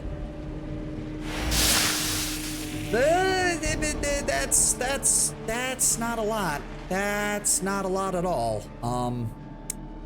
That's really not a lot. Fuck. Okay,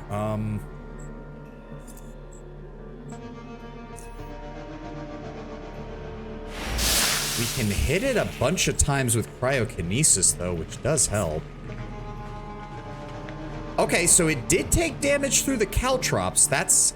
Oh, wait, do caltrops... It just says 3 to 5, so it must bypass armor. That's good. Remember the dialogue with Wyatt and Junkyard? He said the dudes that traded the mutagen were Biocore, one of the... Yes, I do remember that, Lennon. I do remember that. We asked Ezra about that. He claimed it was someone else, which has me intensely suspicious, but, you know. I'm gonna go ahead and activate my shield, just in case. Maybe I should try pyrokinesis? I don't know if it'll actually... That's gonna hit me. We need to back up. That's still gonna hit me. Here? There we go. I told you to attack, game, but whatever. Okay. Oh, 5? Shield absorbs 5 mechanical damage, Savant resists 22. Oh, okay, so we should be okay then. Alright. It's just gonna be a bit of a battle of attrition here, so... There we go. Back up. Okay. Can we try? Let's try the pyrokinesis. Okay, immune to burning. They have low evasion, but they do resist like 80% of heat damage. Okay, good to know. And this should finish him off. There we go. Oh, that worked. Shielded Bladling Eye. A bladling eye is shielded by tough, glossy black plate. It's uncertain what the purpose of this plate is, but the vitreous humor that separates the plate and the eye seems to possess certain characteristics of a psi catalyst. Interesting. And 2 impure chromium blades. Okay, so the only thing you can get from these guys is the same chromium blades that you get from the rocks. Okay. So... mechanic of Endless Legend 2 I find really funny is the companion mechanic. This is part of the EA. When a hero reaches a certain level, they can build a haven, a unique district on the map. And after they build a haven, a hero can get a companion, life partner, marriage. You can get mini quests and events due to the marriage. They give different benefits. There's no species limit. As long as the species have a hero in your empire, they're an option. I'm sure someone's gonna find some humorous fucking combinations for that. All right, so what the fuck do I do here? If I pull this, that pulls the cart forward. So, what exactly are we... Okay, hold on. First of all, I used a lot of psi power in that, so we're gonna take a smoke break. There we go. Secondly, we... No, I've got plenty of batteries. Just go ahead and top it off. Go ahead and top it off. There we go. The eye can be used to make bullhead, a drug that prevents stunning incapacitation. Oh, I think I have the recipe for that. Gizzard enzymes and nitamental gel. I'm guessing I have to refine them down. Yeah. I already have something in mind. Psychokinesis with stealth. Psychokinesis is not that good as the only damage source, but stealth is really good. Yeah, stealth is, as we've seen, stealth is just good in general. Like, just from not having it, I can see where it makes use. I would highly recommend you, Salis, make sure you take some points in throwing so you can always throw flashbangs so that you can then escape if you need to out of stealth.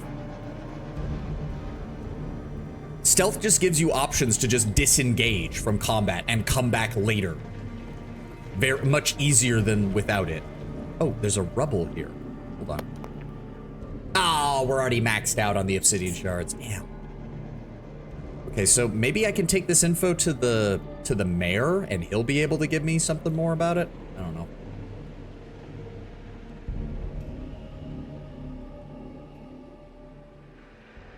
Well, if I remember correctly, psychokinesis can be good as your main damage source, but you have to pair it with unarmed. Like, you need to go for Psi Monk, basically. Because it has an ability that just pairs up naturally with your unarmed attacks, and it gives you some versatility. From what I've heard, Force Field is kind of broken because of the ability to just be like, oh, there's a bunch of enemies. Force field, and now I only have to fight half of them while the rest impotently shoot my force field.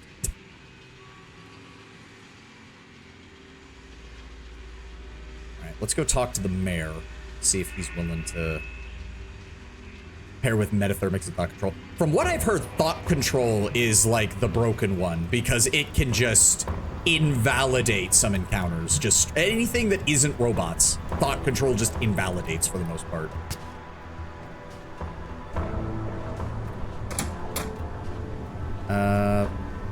So far you've proven to me you're a man I can trust, and because of that I have a small job for you. One of the Foundry Guard patrolmen has spotted a group of faceless just west of the Foundry. I'd like you to go on a recon mission for us. We've been observing them for some time, but their intentions are not clear to us. I want you to try and find out what they're up to, nothing else. Your reward will be 100 Charons if you can accomplish the job. Understood. I'll take a look at it when I get the chance. I'm gonna have to be very careful because I'm trying not to piss off the faceless because I want to know what is going on with them, and they don't strike me as just generic bad guy to fight. About the mind creatures. I've learned more about the beast and we think we have a way to beat it. I'm all ears. The creature is highly resistant to mechanical forces and high temperatures. From what we've learned, our best way to defeat it is we need extreme heat. Temperatures of close to 2,500 degrees centigrade should be enough to melt the shell and kill the creature. Heat of that scale? Oh god, I know what you're trying to say. You want to lure the creature into the metalworks and try to kill it with the molten metal, is that right? May have a way to lure it. I was thinking of perhaps using the large smelting furnace near the mine to kill the beast. I have a way to lure it there. That piece of junk? Oh, please, that thing's been causing us more harm than good lately. It draws far too much power, like a trainload of coil spiders. It's called blackout in half of our city. Just recently, it completely broke down, and we won't bother fixing it for now, if ever. Forget about that piece of junk, and don't listen to Bernard. Just don't. Luring the beast into the Foundry would be a high-risk operation. The creature could go on a rampage if led into the Foundry. Not to mention the smaller creatures are going to follow it. Yes, that's what I was about to say. Even if you could somehow lure it in, none of the working furnaces can produce temperatures of that magnitude. Besides, the smaller ones we use for melting chromium, but those are simply too small. The mayor takes a deep breath and regains his calm. Look, I'm thankful for your help, really, but the plan you're proposing is too risky. We need another way. I'm gonna go talk to Bernard. I think he might have something to say about all this. Force field used to be even more busted back in the day because it didn't have a health bar. Oh, wow. That just sounds like it would be broken as fuck. It also did occur to me, a build that I would be interested in that would be pretty cool is a temporal disruption melee user and basically role-playing as a Jedi, because that would be pretty cool. Like speeding up, slowing down, debuffing enemies with the Force, essentially, and then going after them with like an energy blade. That would be pretty cool. There's so many cool build ideas in this game. So many. So many. Bernard, how high can the temperature on this thing get? Oh, glorious hot. I think she could hit 3,000, maybe 3,500 degrees centigrade. Yeah, that's a lot, trust me. She could melt anything. I even told the mayor the same thing, but he just don't believe me. He told me to shut my tick hole because he thinks I'm making it up to convince him to fix her. Damn him. Yeah, he explicitly told me to, yeah, no. No, I spoke, no, you know what? He explicitly told me to forget about that piece of junk when I asked him about it, so I don't think he's changed his mind. Damn him. How can I help you get this thing back up and running? You mean Gloria? Now hold on, why would you want to do it? Why is it important to you? We needed to kill a large beast from the mine. Whoa. Oh, that's going to be quite a challenge. Hell, if you can help me fix my Gloria, she'll show you what she's capable of. You know it. Now, I'll explain what Gloria suffers from, or at least what I think is the problem. There's something wrong with the electro power regulation system that's being controlled through this console. Before Gloria broke down, she started drawing so much power from the system, we blacked out half the foundry. I don't think it's the problem with the console, but with the unit itself. Nothing I do seems to work. Let me take a look. Okay, just be dead. Oh, please don't break something.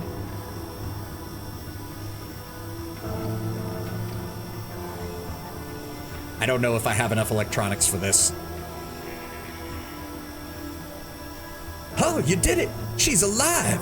Oh, or I did, and we just won. We did it together. Couldn't have done it alone. Nah, you did all the hard work, man. If it wasn't for you, I'd still be sweating here trying to fix her. Oh, my dear Gloria. Is the furnace ready? You can't wait to see Gloria in action. Trust me, I want to see her too, to tell you the truth. But the thing is, you need to lower with some ore and start the smelting process.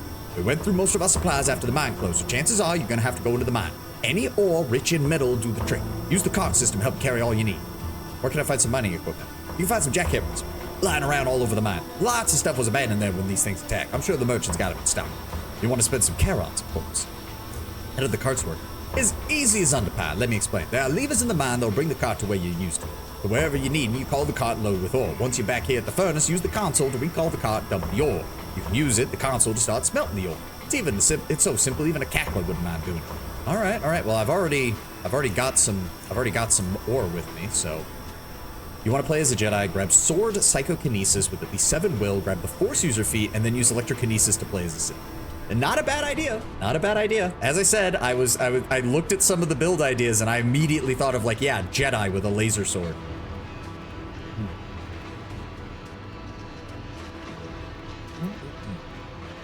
Fucking good gamer subs. All right. Let me see what we've got here. Recall the cart. Okay. How do I put it on? Oh, do I just, hold on, do I just, boop. This. There we go. And then turn the conveyor belt on. Is that, no? What else do I have to do?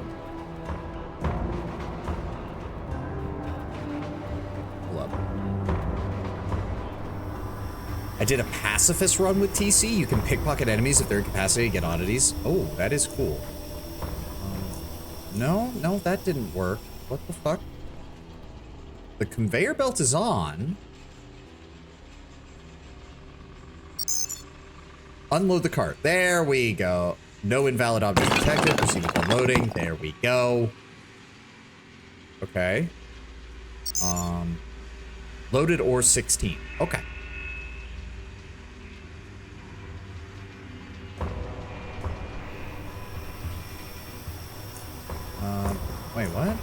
Do I need more? How much do I need? Hold on. Oh, 30. Oh, okay. Yeah, that way. Okay, so we need 14 more. Okay, we need 14 more. We can do that. We can do that. This is going to burn through some of my batteries, but... Well, wait. No, I dropped off the TNT, didn't I? I should have kept the TNT. That would have helped. Oh, well. Alright, let's go. Explosive barrel, jackhammer, that. Look at all these little dudes. Like, when they're in their larval state, they're not that bad. Okay, we got... Alright, pull the lever. Did that thing respawn by any chance? No. Okay, let's start with the ones over here then. Where am I at? Where's my tools? Where's my tools? Oh, and it's out of power. Yeah, this is gonna... I'm gonna be using a lot of energy for this. Alright, pull the jackhammer down here onto the actual hotbar so it's easy to use. Yep, so, okay. I see how the mechanics for this work. I see how the mechanics for this work. Luckily, I completely resist its damage, so this is just a matter of slowly killing all these things. Yeah, no, you barely do any damage, buddy.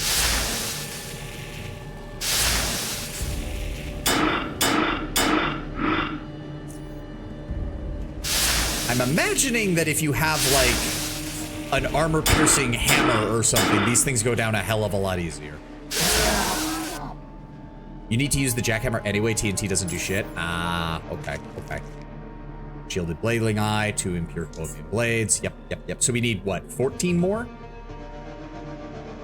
Should I just mine all of this then? Okay. Probably. Okay. So what are we sitting at? We have 5 so far. Oh, hi. I love my armor. I love just the mental image of these things running into me, trying to deal damage, and nothing. Just my character no-selling it. I'm surprised there's no acid psi ability. I mean, I guess it kind of makes sense because the psionic abilities are all related to the mind, Gotchi. In order for there to be like an acid or poison ability, it would have to be biological in nature. And near as I can tell, all the psi abilities don't actually like interact with... The closest you get is that psychokinesis is, or not psychokinesis, thought control's neuro overload kind of overloads the neurons in somebody's brain, but that's kind of the closest you get.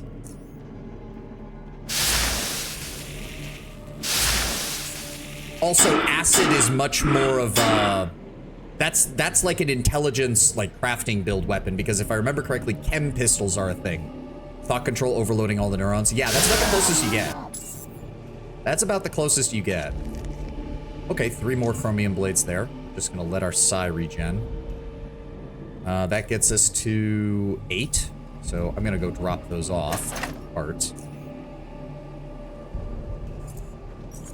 No. I mean, honestly, these guys aren't so bad. Like, they're resistant, but they're not bad. People suggested biomancy as a new psionic school. I could see that. I could see that. Oh, what am I doing? Oh, my power is out. Hold on. Battery. Recharge. There we go. Necromancy? I'm not the biggest fan of necromancy in most games, and I don't think it would really fit here. Oh, hi.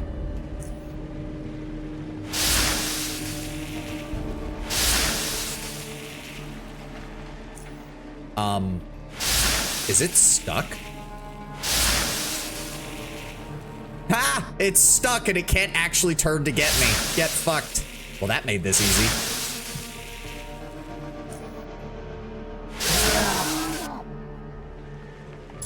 There we go. All right, we're gonna have to pause for a smoke break. Where's my meds? There they are. Pop that psionic inhalant. There we go. I guess we'll just clear out this whole area. Why not?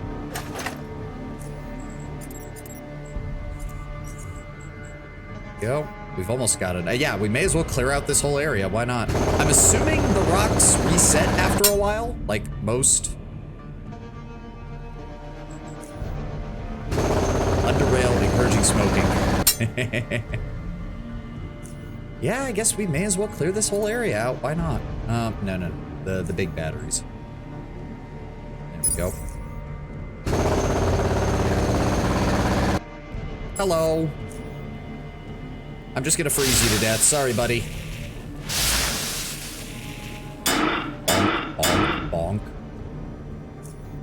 You know, I was really worried we were gonna have way more problems with these guys, but honestly, they're not too bad. Having heavy armor actually does really help with this. I imagine if you're a stealth build, these things are annoying as hell because it's just a case of plink, plink, plink, run away, re-stealth, plink, plink, plink, run away, re-stealth, because you can't just stand there and tank it. Unless you're using like a sniper rifle and you just like no-sell their fucking damage. Oh, I completely forgot to actually loot these fuckers. Hey, serrated blade. 2 experience points up to 4 times? Oh, fuck, yes, please. I completely forgot to loot the other one over here. Oh, that's 2 of them. Oh, fuck, yes. That just got me 4 points of experience. Fuck, yes. Have you finished Abram's cave quest in your junkyard? Yes, we got Maura out of the Protectorate's clutches. And we made sure that we were perfectly stealthy, as in there were no survivors who could have identified that we were the ones who were there. The little guys also drop out. He's already got those, Gachi. We already completed that one. The borer jaws. We already got all 4 of those. All right, let's drop off the rest of these apart. Yo, I mean, we may as well load up as many as we've got. Why not?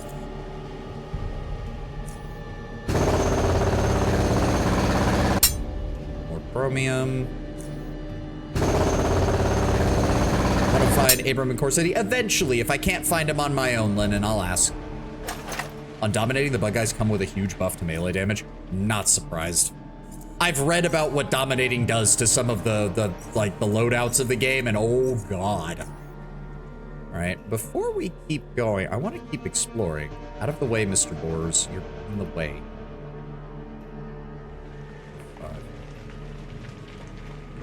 I wouldn't mind. Oh. Oh, is this where? Oh, yeah, there we go. Oh. Okay, oh, I thought that was another bladeling. Nope, it's just more chromium. That's fine. Zap. Zap. Oh, they're pretty slow, too. I guess that makes sense. They are made out of rock. Another mech I'd love to see in game is the Dragonfire. Draconis Combine mech. Who would have thought? Yeah. LBX-10, Gauss Rifle, Large Laser 2, Medium Pulse. Ooh, that doesn't sound bad. Is that a medium or... No, that would have to be a heavy. That would have to be a heavy carrying on an LBX-10 and a Gauss Rifle. Bonk, bonk, bonk, bonk. There we go.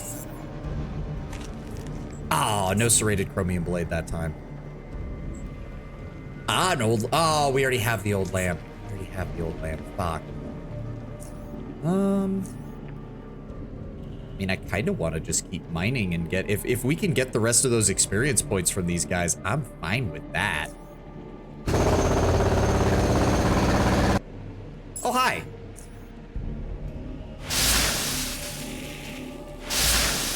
Also kind of annoyed that I don't seem to be critting at all, which is kind of annoying.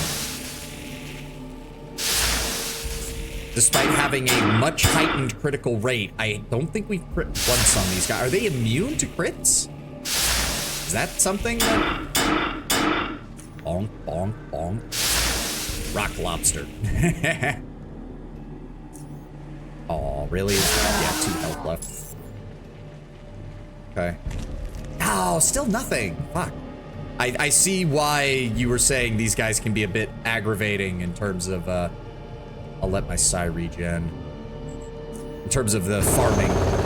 They are immune to crits. Oh, okay. So they would be a problem for my build if I was using, yeah, if I was relying solely on crits and not relevant here, but some enemies have crit resistance. Ah, okay.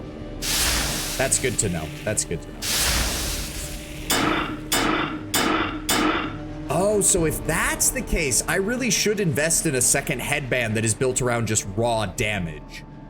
So I should have the headband like I have now, which is based on crit chance and crit damage, and then I should have a backup headband that is just pure damage, probably for cryokinesis because it's my most spammable skill, that or pyrokinesis. Like you can get crit resistance, yeah, from like some of the heavy armors. Right. Still nothing.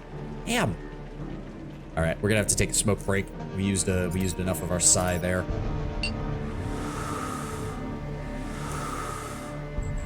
And we're gonna have to recharge. Nope, not that.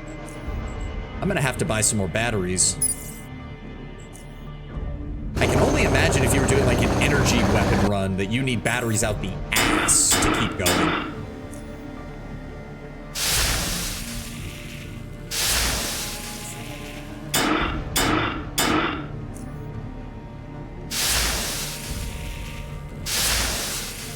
Oh, sorry, buddy. You thought like, honestly, you'd think the foundry guard would have heavy enough armor that they wouldn't have to deal with. Well, actually, no. I mean, they did say they didn't really have any problems with the blade links. They just had a problem when they ran into the beast. There we go. There's our third serrated bladeling blade. Nice. Perfect. Yeah, let's just, hold on. There's what, 5 rocks left in this area? Can we pull the... There we go. There we go. I mean, we may as well just collect. I'm assuming that collecting all of these will give us something, right? Like, surely I'm not just wasting my time. Oh, and there's the ad. I will run and refill my water. We'll be right back.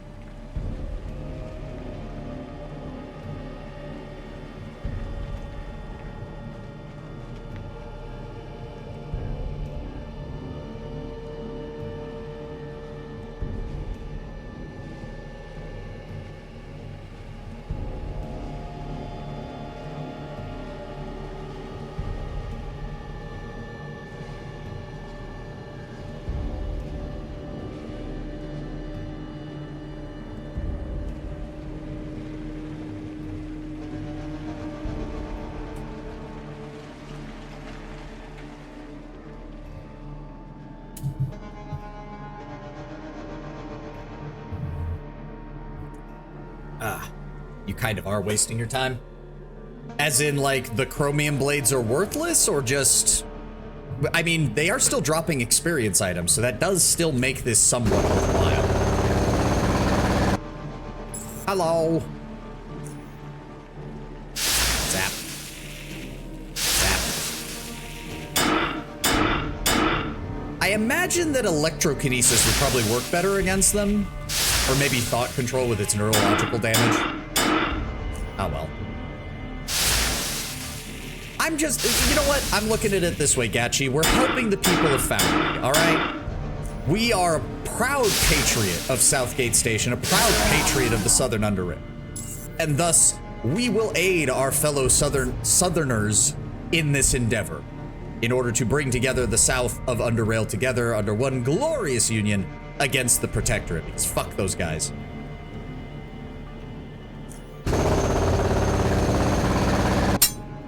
Okay, or blades. There's only 2 left in here.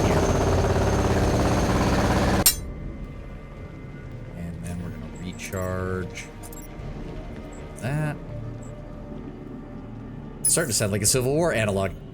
You're only just picking up on that joke that I've been running since like the beginning of this? Thought control, yes. Electrokinesis, no. They do have electrical resistance. Ah, okay.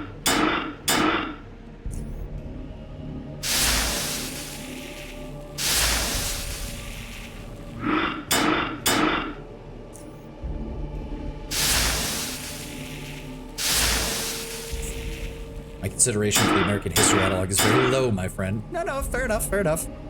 I would have thought you'd have gotten it when I sang, when I did a version of Dixie, but replaced Dixie with Southgate. I would have thought that would have made it very obvious. Also, in case you haven't noticed, I've been giving pretty much everybody in Southgate Station a southern accent. Ah, damn, still no. There's one more EXP item from them. One more. And we'll be good. All right. Drop those off.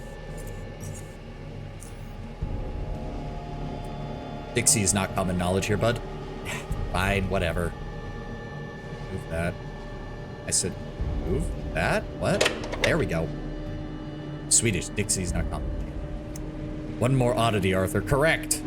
Also, I'm just gonna... You guys are starting to get a little annoying. There's a few too many of you. There we go. Few too many of you around here. Getting in the way of me moving.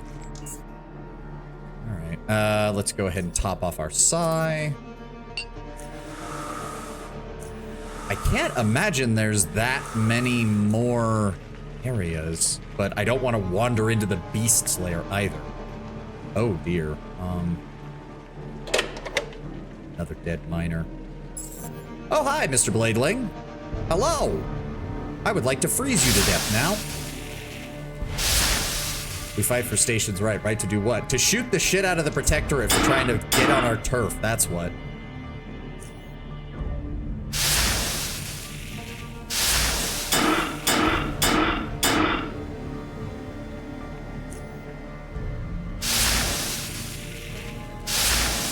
Mr. Bladeling, I need you to die now. 55 health left. This should kill him? Nope, not quite. There we go. Hey, another skeleton visor. That's another 2 points of experience. Fuck yeah.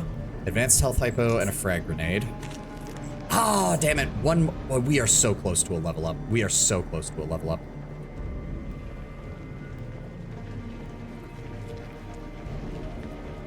How big is this area? I'm assuming there might be more blade blades wandering around. Oh, I heard that. I heard that.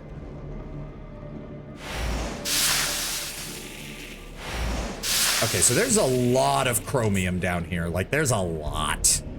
I was kind of thinking that, you know, there'd be only a little bit more, but there's a lot. Oh, you poor bastard. It took you 2 turns just to get to me.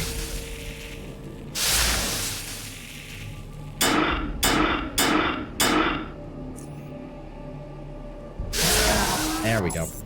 Come on, EXP. Yeah! That's the last one. That's the last one, I think. Yep. We only need 1 more point of EXP. Very nice. Very nice. Okay, so that leads there. Yeah, of course, there's another one. Son of a bitch. Wow, I actually won the initiative on that. And then we're just gonna back up.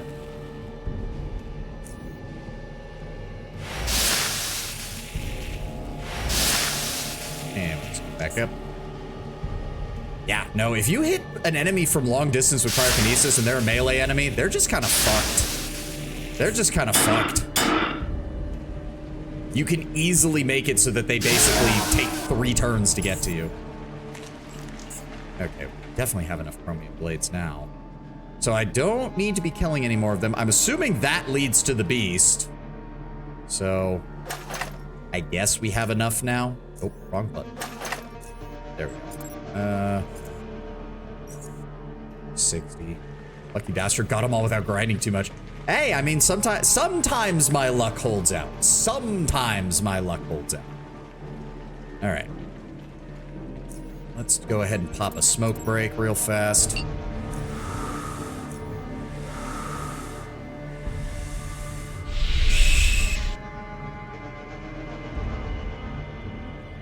Let's head on back. Fastest way is up to the north side. 1 more experience point. 1 more, and we get another level up. Please and thank you. Part of me wants to do this endless legend on a Friday stream just for context, but that's on you. I definitely want to. I don't know. I've just been having too much fun with this game. I'm sorry, 10-1. I really have. Recall the cart. And then unload cart. Proceed with unloading.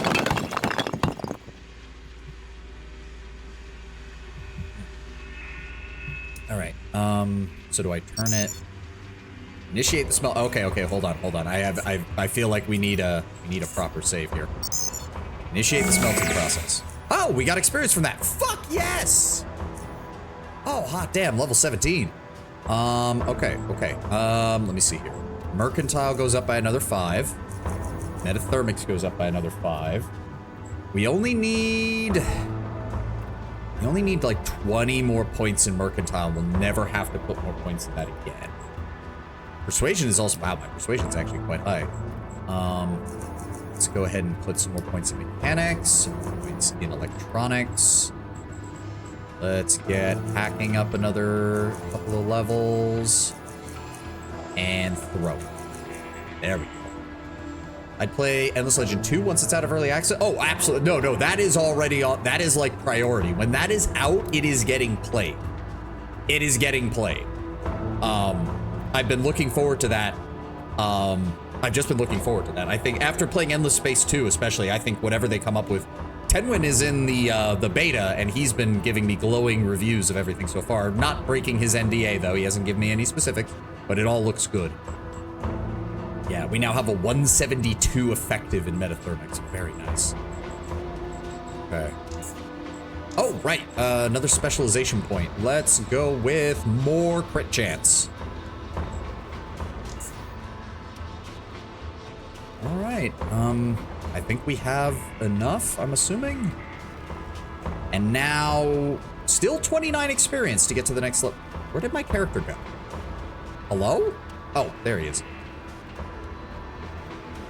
So what's left? Find a different way to kill the beast, or ... The fuck does that mean, game? It'd just be cool to have contacts play EL1 first. Oh, I know. I do want to. That should be enough. She's loaded and ready. When you're ready to pour the molten metal on the beast, you pull that lever right there, and you watch it burn. I just have one more question for you. How in the hell's you gonna get the beast to come here? I don't think you can simply go and ask it. I got a device that'll attract the beast to the furnace. Good, so I see you got everything worked out. Well, Glory's ready. But since I'm pretty damn sure there's gonna be some heavy fighting when the beast comes, I'm just gonna, stay at a safe distance. He laughs nervously. Ain't much of a fighting man anyways. I do more harm than good. After all, I'm sure the foundry guards are gonna be here to help you. You're not doing this on your own for sure. Anyway, good luck. Don't die. EL1 is great. Still prefer ES2. Never played ES1. From everything I've heard, ES2 is just a straight upgrade to ES1 mechanically. So it occurs to me, couldn't we just use the cart? If we pulled the cart close to where the beast was, then recalled the cart with the psi emitter active, wouldn't that just, like, move the wouldn't that cause the beast to come to us? Oh, so yeah, doing that smelting process did nothing. It just, okay. So, the setting wasn't completely down. The visuals are basic, the interface less detailed, the tone is all over the place. Yeah, I'm not surprised. So if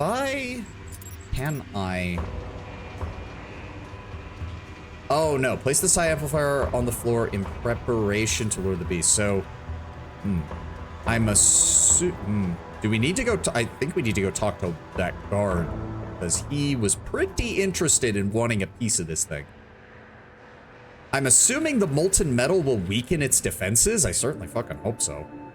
Would you like to help me kill the beast? His words fly out of his mouth without delay. The question is completely redundant. Of course I'll help you kill the beast. You've got a decent plan, right? We're gonna use that large smelting furnace to kill it. Liquidation. That is the worst death. That is even worse a death than I had imagined. I'll join you, the rest of the foundry guard at the furnace as soon as able. There's no one else but the two of us right now, but yeah. What?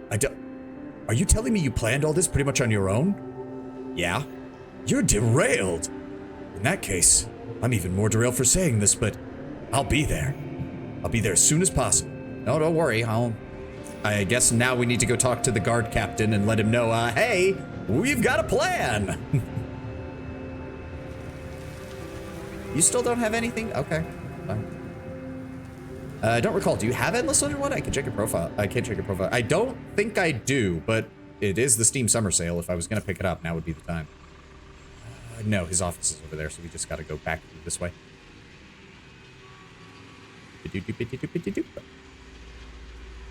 I swear to God, if I went through all of this and the mayor's still like, no, we won't help you, don't send any of the guard, I'm going to be very disappointed. Mayor's office is over here in the corner.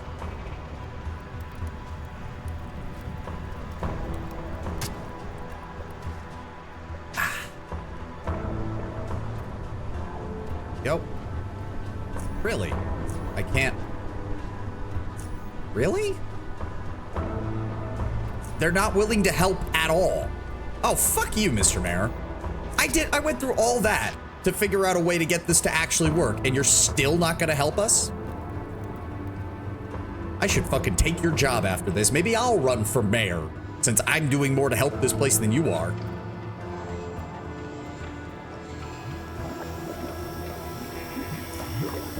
I don't know if there's anybody else we can convince to help us, though. It's just that one guard and us and... Well, I mean, if we get completely... Talk to Dan? I already talked to Saban. Talk to Dan. Oh, right. He's bored as hell. Of course he'd be down for this shit. He's back in the residential area. Right. That's politicians for you. Battle Mayor would be a cool title. Yeah. I mean, the Catholic Church has had a few battle popes and battle cardinals over the years. You'd be surprised. That kind of title sounds pretty impressive. And then, of course, you have the Pope in Battletech, who is literally a mech warrior Pope.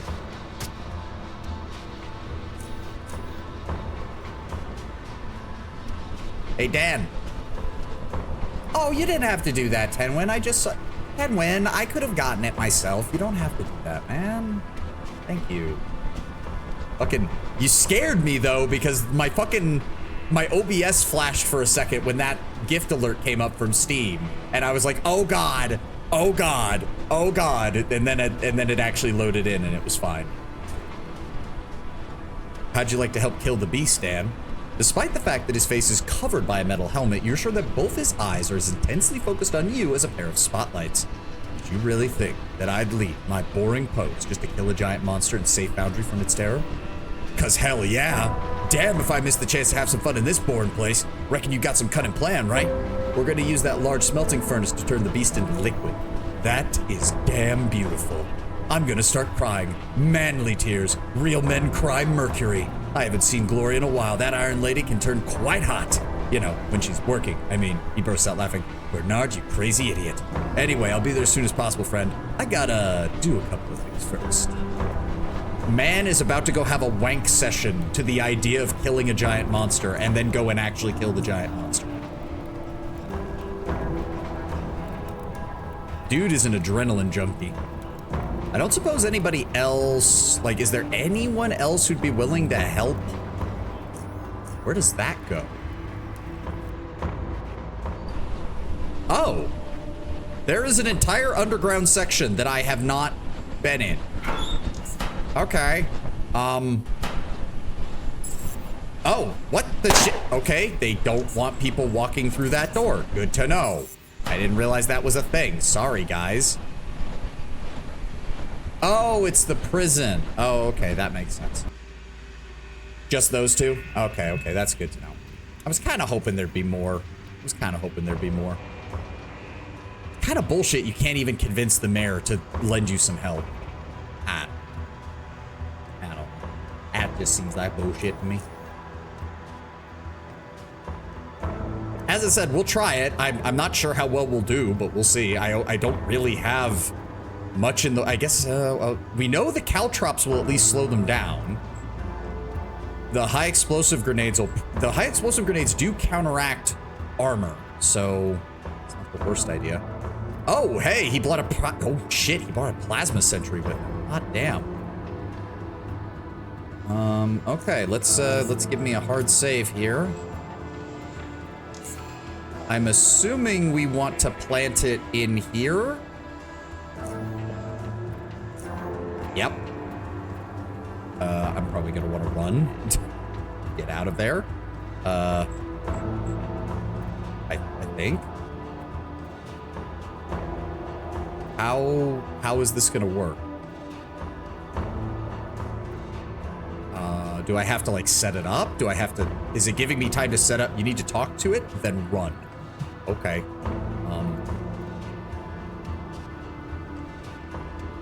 Okay. Activate the device. And go. Go, go, go, go, go, go, go, go, go, go, go, go, go. All right. Oh, apparently I triggered the, oh, okay, there's gonna be bladelings coming in. Ah, okay. But they have to come up towards me, which means that if I throw some caltrops out, yeah, there we go. And then I'm gonna start blasting them.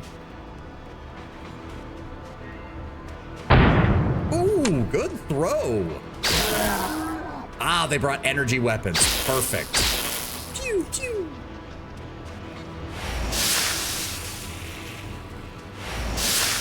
That'll slow him down. Careful, Saban. Careful. I can do a little bit of damage here. Don't worry. I got these guys. All right, give me another caltrop. Throw it down here. There we go. Oh, there's 3 of them now. Okay. Good shot, guys. Good shot. I don't know how many waves of this we're gonna have to deal with. Let's go with a high explosive grenade. Good hit, good hit. Let's zap the one in the back because it's the weakest. Oh yeah, the caltrops were the perfect idea to bring up here. Oh, beautiful. Beautiful, like shooting fish in a barrel. Get fucked. Oh, he missed. Damn. Wait. They're shooting at something else? Wait. Are there more that I can't see? Uh-oh.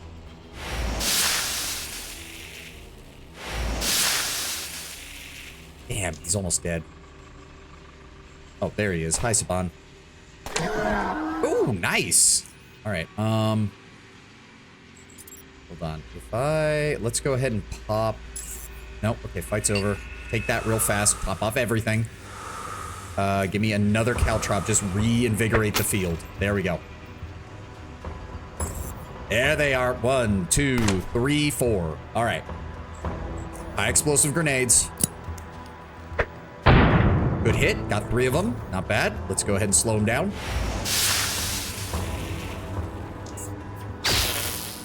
Pew, pew. The plasma sentry is missing a lot, but Dan's doing good. Ah, they're blocking each other off. Perfect. Yeah, no, caltrops are a good investment. God, they're good. Unfortunately, I don't have that much damage, so this is gonna be problematic. Yep, just keep plinking at them, guys. Oh yeah, because they're already slow, so them stepping on caltrops just makes things so much easier. I'm gonna go ahead and hit the guy in the rear. Pew, pew.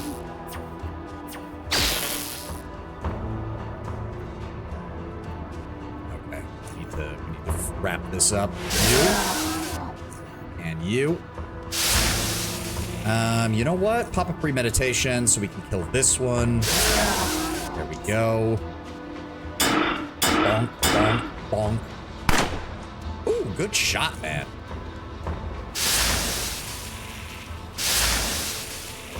I'm gonna have this inventory open because the second the fight is over, I need to pop a psi booster. Actually, no, just use one now.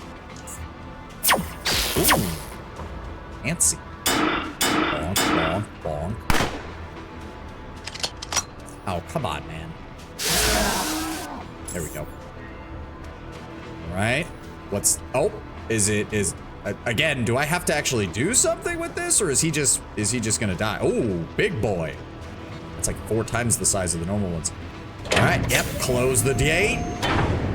Welcome to hell, motherfucker. Melt him to ash. Glorious. The mayor removes his respirator, clears his throat, and begins his speech. Beloved citizens of Foundry, today we have gathered here to celebrate a great victory. As you all know, we've been troubled by the vile creatures that terrorized us, especially you, the working people, our backbone of Foundry. We could not let it continue. We? What is this we bullshit? We couldn't let you suffer any longer. We couldn't let those monsters tear down what you have made with your own hand. The Foundry Guard have taken action and protected you. Let us hear one big round of applause for our beloved Chief Bat. Bullshit! The crowd cheers. Go loot the beast 6 Audi. Oh, yeah, I mean, I figured there'd be something. Thank you, sir. Before we begin, I'd like to take a moment to mention those who died fighting to protect Foundry. Men and women who stared in the eyes of these creatures and fought to allow you, their friends and family, to live another day. Let us never forget them. All right, at least the chief is being a little more magnanimous. He's more celebrating the fact, you know, we're not going to lose any more people. The dead are not the only ones worthy of your praise. This young man played an important role in aiding the Foundry Guard slay the largest of these beasts, the ones responsible for those deaths. Sovan of SGS. He turns to you. The crowd cheers. Okay. So the mayor's just being a jackass, but the chief knows we're the ones who were really responsible for this. Would you like to say something? It's an honor working with the Foundry Guard. Foundry rules. I've seen worse. I did all the hard work, just so you know. How do you people live here? Some of you will die tomorrow, I guarantee it, but don't be afraid. It won't be painful for most. You people should all burn in hell. You should elect a different mayor next time. This one's an idiot. No, you know what? Saban and Dan did their jobs. They also deserve some praise. They kept things safe. You know what? It's an honor working with the guard. The monsters are dead. You're all safe.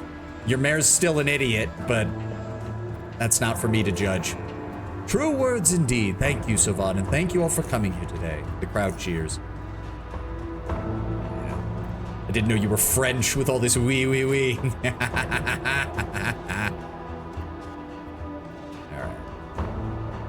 Yeah, I love that. Okay, so they did give us 1,000 coins. That's nice. There we go, Mr. Mayor. See, if you had led with that, I would be a little less insulting towards you.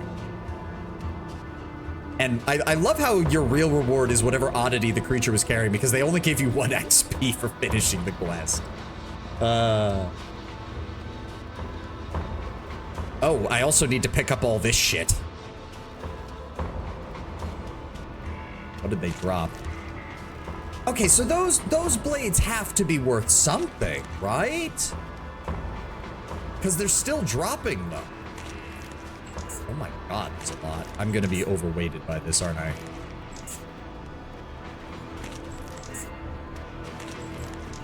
They are useless now. Fuck, really? You can't even use them to make, like, chromium or something? That, like, because, like, they said they use that. They make that. Like, why would you... That's bullshit. That's bullshit. How do we turn this off? Drain the tank. There we go. I also need to finish exploring the mine because I didn't go too far in for fear that the creature would, you know, show up and kill me. There we go. The Beast. Head of the Beast. A hollowed out head of the mighty beast of the Foundry. Most of the scales have been burned off, but the rocky crest and the metallic skull survive. It is very heavy. And the unscathed scale of the beast. Somehow this huge scale has evaded incineration. 6 points of experience. Hot damn. So all in all, by doing this quest, you get 7 EXP. Well, actually, I think you get an 8 for doing that and a 9 for helping. So doing the whole quest chain gets you almost like 10 EXP. That's pretty fucking good. Oh, right. I wanted to check out the rest of the... I want to go back into the mines, hopefully before the fucking enemies respawn, so that we can finish exploring it, because there was still some more down here at the end that we did not go through. So I want to run through that real fast. Oh, yeah, they've got people out here now. You need some extra firepower, go see Kevin Gray, guardhouse. You didn't hear nothing about. Oh, right, I do need to go talk to that guy. Skull can be mounted in a place as a trophy. If you want to know where, let me know. It's not spoilery. I'll ask about it if we need to find out about it later. Until then, I'm probably going to have to go drop it off at SGS. because it weighs too much to be keeping it around here. Oh, wow, you guys are... One of the guards here is an electric eye, yada, yada. I mean, they're just... Yeah, they're going to work. They're going to work. This whole place has pretty much been... I'm assuming some of the bladelings are still around. If they've got guards this deep into the tunnels, there's definitely some still around. Right, this was where we wanted to go. This was the only path we hadn't taken yet. Okay. This was the rest of his squad, I'm assuming. Hey, a 9mm Hussar and some ammo. Dead faceless. Wait, what? The AFW, a quaint old world bolt action sniper rifle. Is that supposed to be a play on the AWP from Counter-Strike? Plasma pistol, 5 fusions. Okay, so they use almost exclusively energy weapons. Faceless mask fragment. This is a fragment of a faceless mask. The inner workings of the mask have been destroyed or removed, so it's impossible to tell if there's a non-obvious purpose that the mask serves. That's another point of experience. Thank you. And a monsoon crossbow. Why were there faceless now?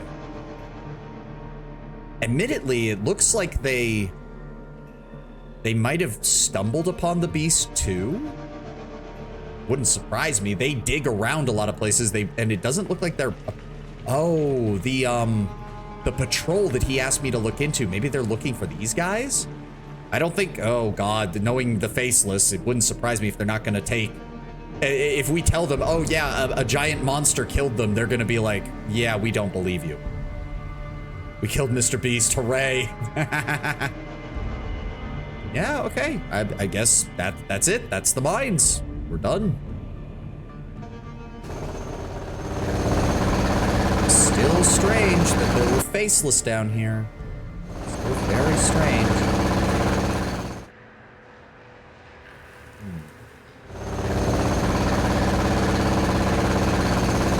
This place is going to be annoying to walk through if I ever have to come back. All the jackhammers going off.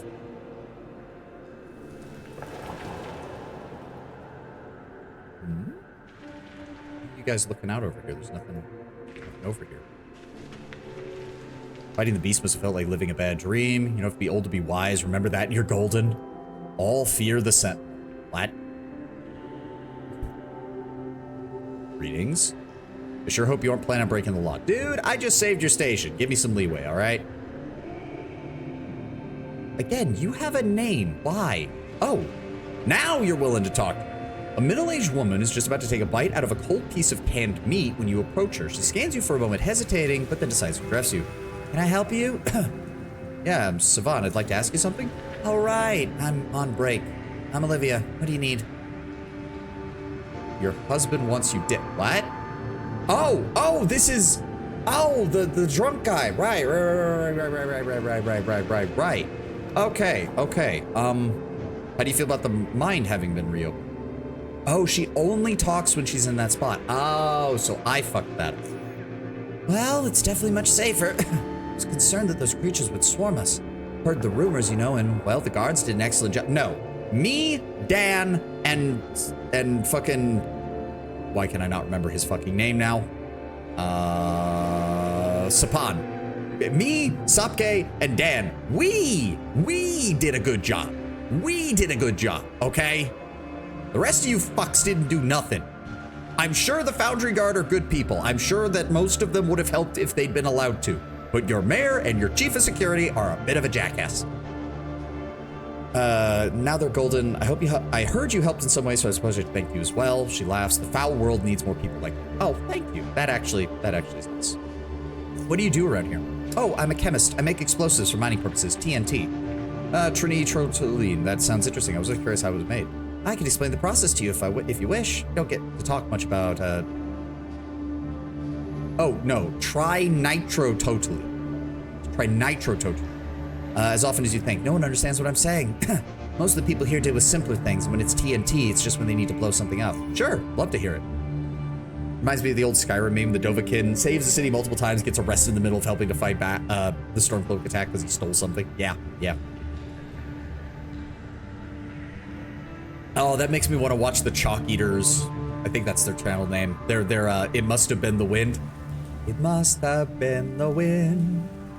Da, da, da, da, da, da. They did that whole song for the guards in Skyrim. It's fucking, it's adorable. Like, it's adorable in the best way. Great. First, you just need some sulfuric and nitric acid. Mix those two together. Add a small amount of water. Pour a small amount of that into an empty beaker. Then put it in an ice bath. Add some toluene, and stir it. After several minutes, heat it up to 50 degrees centigrade. And then add some additional sulfuric and nitric acid mixture. Continue heating. Cool it down. Drain the acid. Heat it back up again. Add some more mixture. Do that for 3 hours. And then the TNT will solidify. And then you can cool it down with water. And there you go. There you go. Short version of the process. Now, you do have to be careful. All measures have to be exact. Temperature, acid mixing ratios. If you mess something up, you can blow yourself to smithereens. Never happened to me, though. One brain cell, I was looking that song up when you said that. Yeah! Yeah! It's a good song. Like, genuinely, Chalk Eaters has some really good songs. Like, the Eternal Horizon one is adorable. That is one of those serendipitous moments in all of gaming history where it's like, Animal Crossing and Doom Eternal released on the same fucking day, and their fan bases just decided to run with it.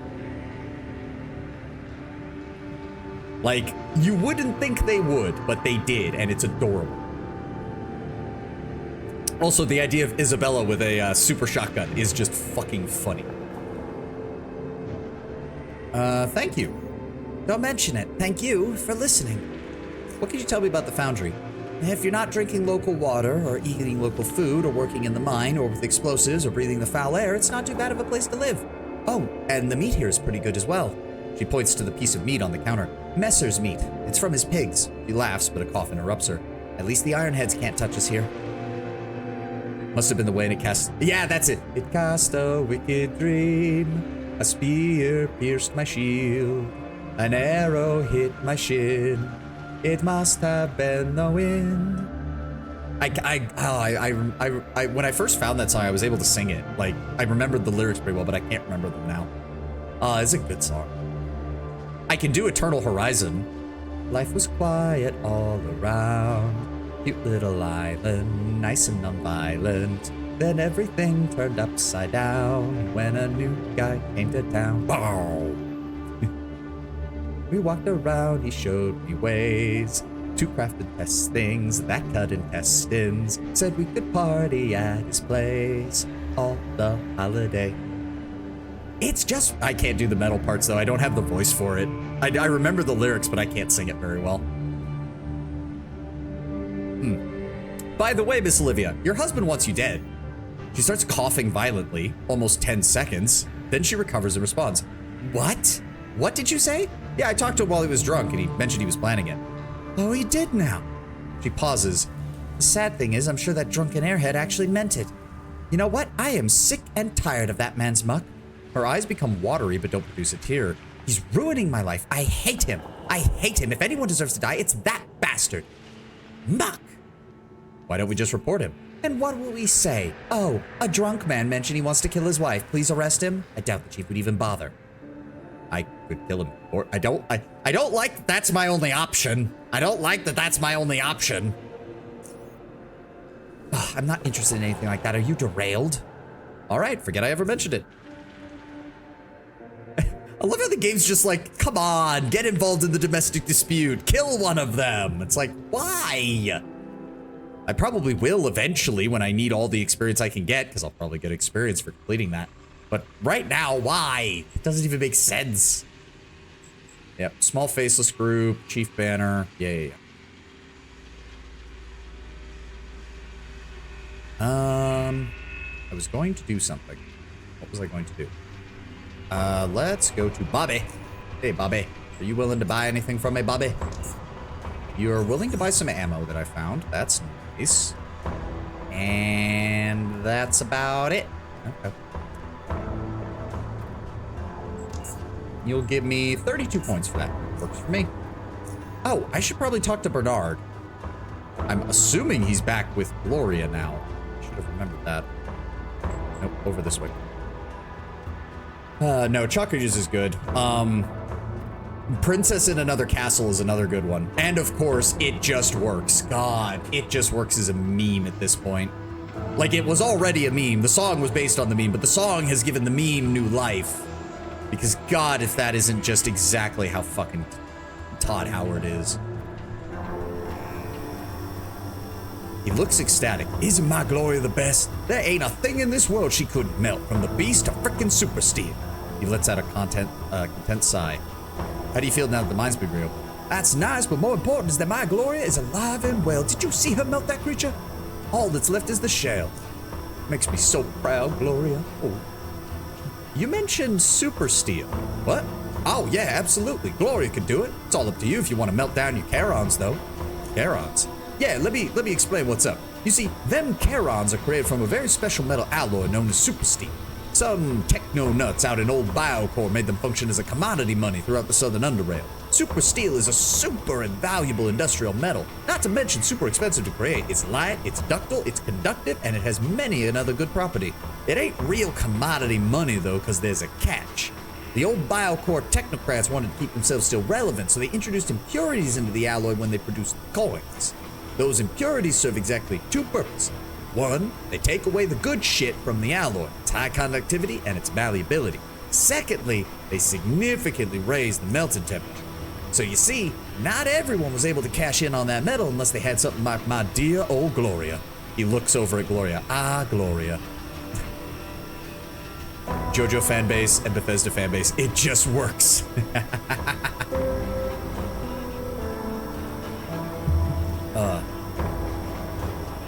Tell me more about super steel. All right, them Stygian coins were created from a very special metal alloy known as super steel. Oh, this is just a repeat of what you just said. Never mind. Okay, so how do we remove those impurities to get a higher quality super steel? Oh, sure, we can get rid of them as much as we can during the refining process, but simply put, we can't get rid of them all. At least, you know, not with the techniques our metallurgists use. Is there anything I can do to help? I don't know. Unless you're a metallurgist yourself, I don't think so, unless you know a good one, or unless... Look, you're a resourceful kind of guy. There might be some useful data on these impurities or super steel in general out there that could do us some good. If you manage to find anything interesting, just bring it to me and I'll pass it on to Andy, who's our chief metallurgist. Okay, so I'm assuming then that this is related to the quality of the plates he can make. At least that's what it sounds like. What can I make out of super steel? Well, you can make weapons and armor for starts. The stuff you can get, you can make from ordinary steel right now if you're a metal worker. If you ain't, there's no point in explaining it. Also, Leone might be able to make sheets and fiber if you bring us some super steel. Them things might also be of use to you. How many Charons do I need? Well, let me see now. You need 3 standard plates to make anything useful. You take the weight of the coin minus the impurities. You're looking at about 3,000 Charons per set of plates. Okay, yeah. I knew I needed a lot, but I didn't realize it was that much. Whew, okay. I know it's a lot, but as I said, if you're a metal worker, it'll be worth it. And no, I ain't getting rich off of it. My share is going to be about less than 100 Charons a set, and I think that's more than fair. Oh, so that's how you get 180 quality super set. Yeah, from the sound of it, and given what he said that it was Biocore that came up with the super steel, I imagine we need to find some old Biocore facilities in order to find this tech. How much? How do you? Oh no, I already asked him that. I have 15k Stygian coins right now. I'm kind of tempted to try my. Well, no, because here's the problem: is that even if I roll really high on that chance, because I'm assuming it's random, knowing this game it's random. There's no guarantee that I'll get sets that I can even use just yet. I'd be better off going and buying some steel plates from Leone and trying to upgrade this galvanic steel armor now that I've got slightly higher crafting skills. All right, but I think we're done in Foundry for right now. I think. Hold on, what do these consoles do? Nicola, wait. Okay, you don't. Wait, is this like the other lady? Can I talk to him once he stops moving? Hold on. Where's he going? Nope. Okay, never mind. I want to see what this console does.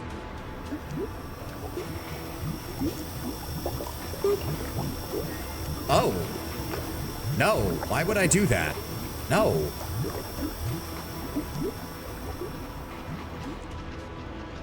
That sounds like a really stupid idea. Why would I sabotage one of the smelters? Fuck that. We must have been the wind, the castle we could dream. The spear pierced my tree, an arrow hit my shin.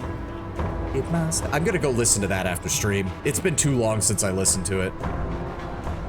To assassinate someone? Oh, yeah, that might be a way to kill that one dude. Hey, Kevin, I'm interested in obtaining some weapons and ammo. Any chance you could help with that? I don't know what you're talking about. Perhaps you should see some of the local merchants regarding that. Shame! I suppose I'll have to spend my money elsewhere. That'll be difficult because I have a lot of it. All right. You heard correctly. I can get you some military-grade weapons and ammunition. Just so we're clear, not a word to anyone. Got it? Sweet. Okay, so he's a dedicated weapons merchant. Including a fucking 66mm rocket launcher. Holy shit. He has special merchandise. I see that. He has armor that's almost as good as mine. Insulated vest. Grenade launcher capacity. Talk to him again? Okay, give me a sec. I'm seeing what he has right now first. I also, how much value does he have? 10,000? 7,000 from that. Okay, that's almost, so if I do that, and then,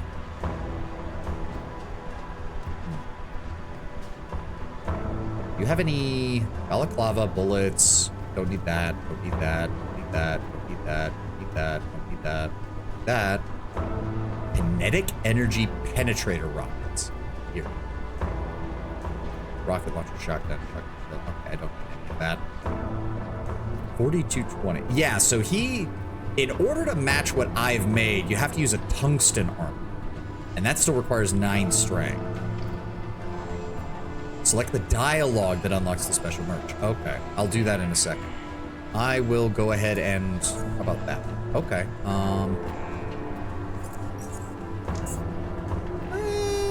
299 coins plus some grenades in exchange for the 2 rifles that I picked up. Sounds good to me. And then, there we go. I'm a serious buyer, Kevin, and I think you haven't realized that just yet. Why I say that? Well, I still haven't really seen any of the really high-grade stuff someone such as yourself could be offering. Okay, a serious buyer with serious coin. I'll show you the rest of the inventory. Just remember, you keep quiet about this for gold. Absolute. Kevin, mum is the word. Oh my god. Jesus fuck. My dude has fucking everything. I mean, again, it's not really stuff for my build because I'm not using guns, but holy fuck. He does have a better version of that. He now sells magnesium Molotovs. Really? Oh, you're right, he does. Hot damn. I mean, we can make those now. I don't have access to much in the way of magnesium is the problem.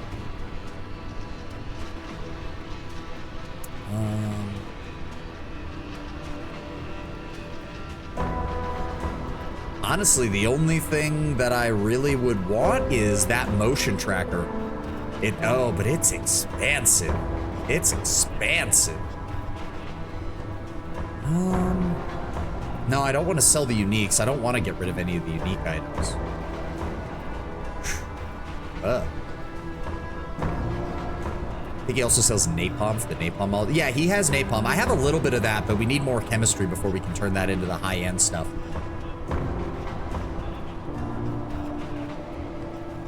Okay, I'm not gonna buy anything right now, but I'm gonna, well, no, I will get the Molotovs. I'll get the fancy-ass Molotovs. I'll take those. But otherwise, we're good for right now. I'm gonna remember this, though. This guy's got a lot of shit. God damn.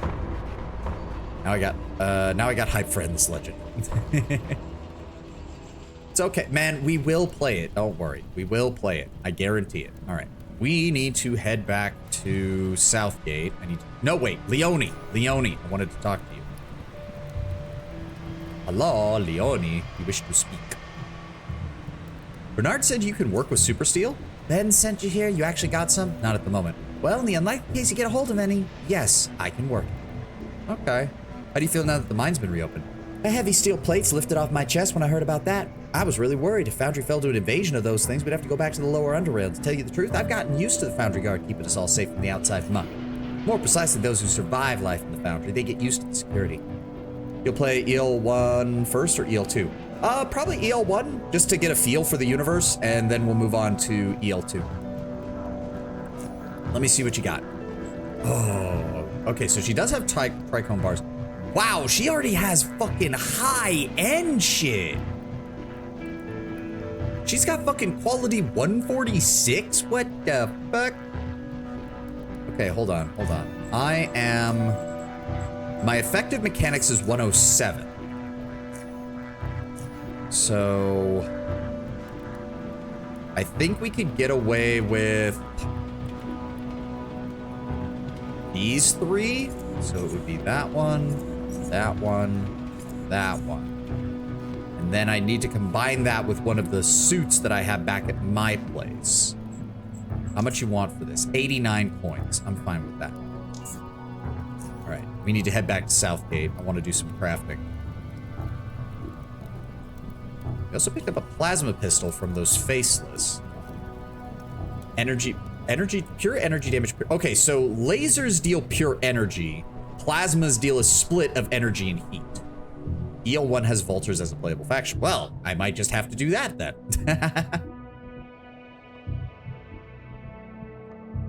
There we go, Southgate. We also need to check back in at Core City, because I have not heard anything from Cortec regarding what we're supposed to do next. I still feel bad about Henderson, but there's nothing I could do. Again, we were doing fine, and then Henderson stepped out of cover once and got shot in the head by a sniper, twice. There's nothing I could do. It's not like you can body block for people in this. Not that it would have mattered. The fucking sniper round did like 300 damage. I'd have died too. All right, let's drop off you. Okay, so if we're building a 3-panel set, let me see my metal armor. Where is it? Okay, I just need the carrier vest. Which sort? Drop you all off. Oh, I still have a crossbow. What about that? So the question is, do we take a regenerative vest or do we take a sturdy vest? We do have a decent galvanic vest, which would pair with the one that we already had, which would let us produce some better electricity resistance, which is not the worst idea. I mean, if we slot EL1 as a Friday stream or something for after Underrail finishes, would that be prior to EL2's full release? Oh, have they actually announced the full release for EL2? Because if that's the case, then yeah, I wanna prioritize that. Let's see here. Right, we don't use that. We use that for the helmets. Right.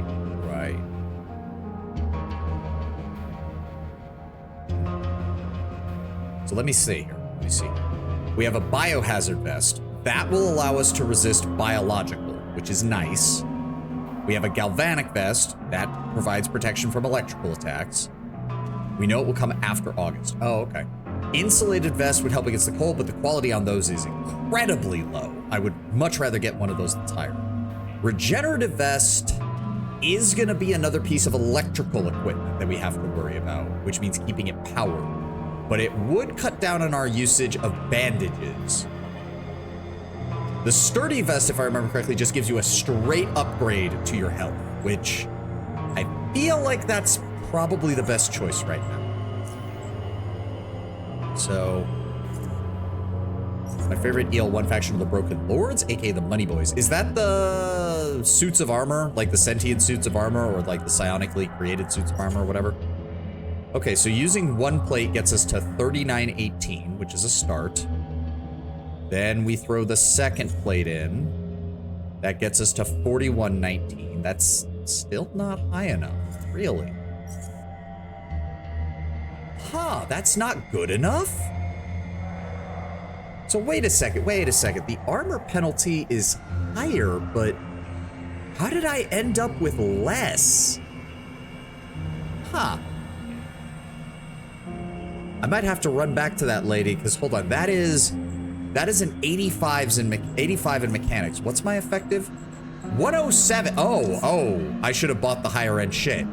Okay, we're heading back to Foundry then. We're heading back to Foundry and I'm getting the better shit then. The Knights return to Dust Armor Suit Vampires. Yeah. The Knights return to Dust, Thousand Sun style, just with their minds intact. They require Dust Strain to survive. Okay. Leone, I need to see your better shit, please.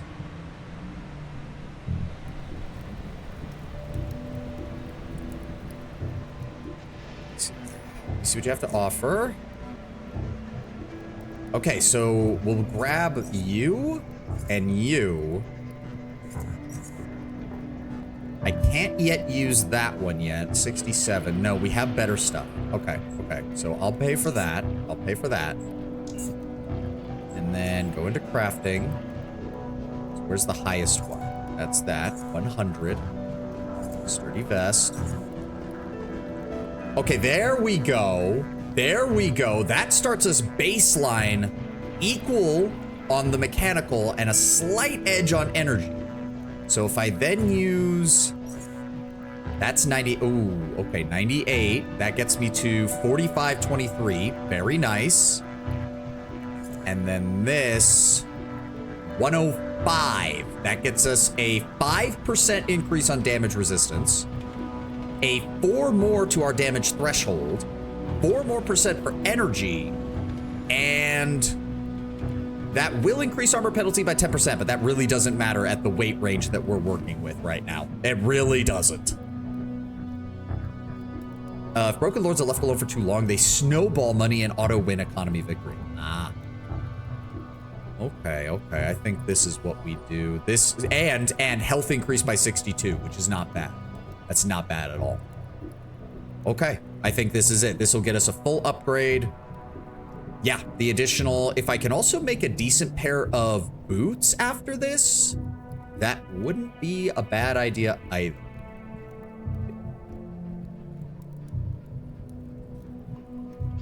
I would not be adverse to that. I should at some point, like, it will be good to have a backup helmet if I need to, for when we just want to go full tank. Because between the two of these right now, like, even with this, we're looking at a 29 damage threshold for mechanical and a 53% mechanical damage resistance. So I cut anything below a 29, no damage. Anything above that, I cut by over 50%. That's pretty fucking good. Can I add another plate? No, we're just shy of that. That also puts us at an armor penalty of excessive. That's fine. Because unfortunately, yeah, we're going to be running with a higher armor penalty until we get access to proper super steel, which is much lighter. This is the reason why I go for psychokinesis. I just prefer lightning and telekinesis over making grilled ice cubes. I'm a stickler for fire. I love my pyromancies. I love my fireballs. I just wanted to set things on fire. Also, Yusalis, you got to admit, thermodynamic destabilization and turning an enemy into a grenade, that's pretty fucking badass. All right, yeah, we're gonna go with this. We're still at 3 plates rather than 4, but quite frankly, you really can't do 4 plates until you either do tungsten with enough strength or super steel when you get a high enough quality. There's really no way around it. So yes, we're gonna go ahead and create that. It's cool to... Yes, it's cool too, or hot, but I like lightning more. Fair enough. All right. I do want to keep these. Yeah, that is the highest I've got, is a 71. So we do have the sturdy steel armor.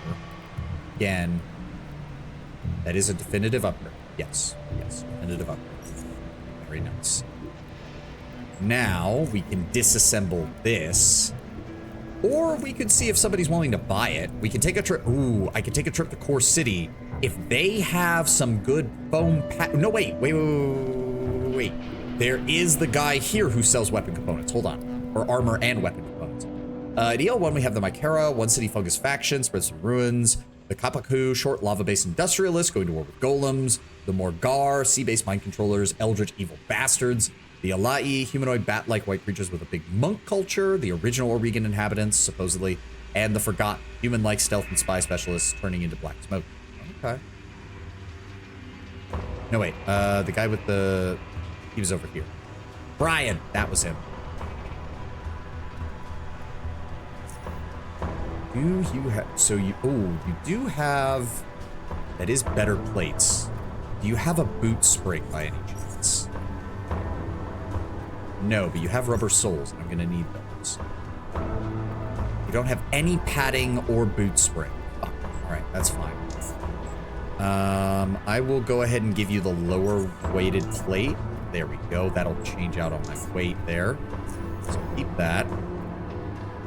Yeah, we'll keep making boot spring boots just for the slight improvement to movement points because we're not doing stealth. Oh, wait, I can go in here. Oh, that's just the back of that area. The Forgotten were banished vaulters. Now they are edgy, sneaky boys. We need to go to Core City. I need to see their shit. Oh, and it's ad time. Okay. I'll run to the restroom here in a second. I'm gonna run to the restroom and we'll be back, and I want to see if we can build ourselves a new set of boots.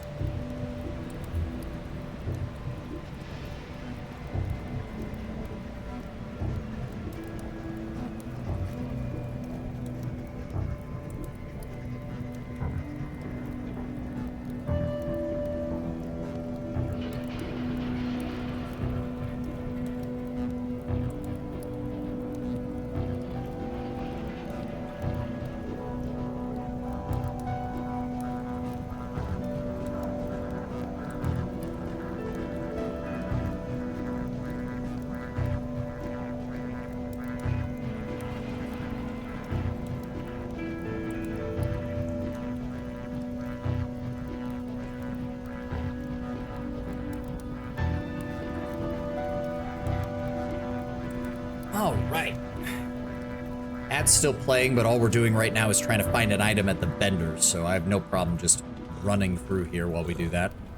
Wild Walkers, the boring one, Elf Analog, Skin-Colored Twi'leks, Living Forest, Archer Treants, etc. Broken Lords, Isaac Flint 4, Vaulters, Scientist Warriors, you already know them. Necrophage, you know them as well. No Diplomacy Swarm Race, propagating through corpses. Ardent Mages, High Magic Humans, gain power through pain, and the Roving Clans, humans, trading caravans, living on top of giant beetles. Oh, okay. That sounds kind of... Oh, wait.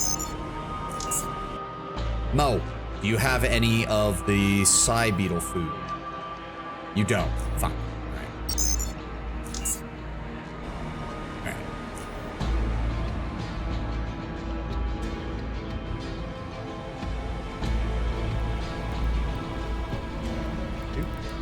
Alim. You just have electrical stuff. You are willing to buy this, though. What are you willing to give me for that? 3. Wow. Damn. Okay, their shit is... Okay, so the Faceless have good quality shit if their basic fucking pistol is worth more than this guy's entire inventory. I will take... What is that? I have about 900 value. So if I grab 2 of those batteries, because we did use a lot of those. There we go. Almost perfect. There we go. Take that plasma pistol. I'll take some additional batteries to replace the ones we used on all of those bloody jackhammer usages. High density foam padding. I do want that. Yes. And then I just need... Wait. The boot spring. The boot spring, which I'm hoping somebody has, but I'm not seeing it. So we might have to run back home and see if anybody has that in SGS. 102 for that? Damn. It's expensive. Fine. Boot spring. Wait, Fabbit. You have a boot spring? No. All right. Oscar. You have a boot spring. Perfect. 94. God damn. All right, give it. All right, and then where's my boots? We got boots. Sort. I need you. I need you. I need you. And you. So that, let me see here. Oh, that's not as good as I was hoping. It does give us slightly more movement speed and slightly more movement points, but no increase to our defense, so I didn't get a good enough steel plate for that. I used the highest one, right? Yes. So the alternative is we go for no boot spring, we go for armor, but then we don't get any bonus movement at all, which means I will not be moving not even a little bit in combat. The armor penalty is also much higher, unfortunately. That would get us another 3% mechanical resistance and another 3% energy resistance. Fucking love the occultists of the eternal end still before the broken words, though. Oh, okay. Dragon pacifist human. Dragon humanoids start with vision on all other factions, dragon units, and the cultists, single mega metropolis faction of living mannequin dolls that convert people into their endless cult of endless hate. Converts minor factions to join their cult en masse and build their main city larger and larger with the main goal to wipe out any mention of relic remaining of the endless. You know, given the history of the endless, I'm surprised there aren't more people that just say fuck those guys. All right. I guess this is still fine. We'll go ahead and build this then. Go ahead and create this. It's still a slight upgrade. It's still a slight upgrade. It's better than nothing. Oh, right. I was going to see if somebody wanted to buy... I don't suppose you want... Okay, you're willing to buy that armor. Good. Wow, and it's worth quite a lot. Holy shit. All right. Thank you. That makes up for the money I spent making the item. Nobody wants the boots, though, unfortunately. Dragon humanoids, you have my curiosity now.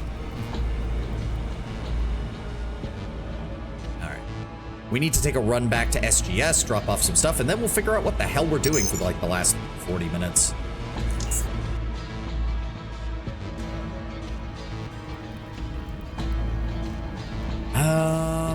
Probably go talk to Cortec? See if they're willing to give me another job? Again, I feel bad about Henderson, but there's nothing I can do about it. I swear to God, losing Henderson better not, like, lock me out of something from Cortec. I swear to God.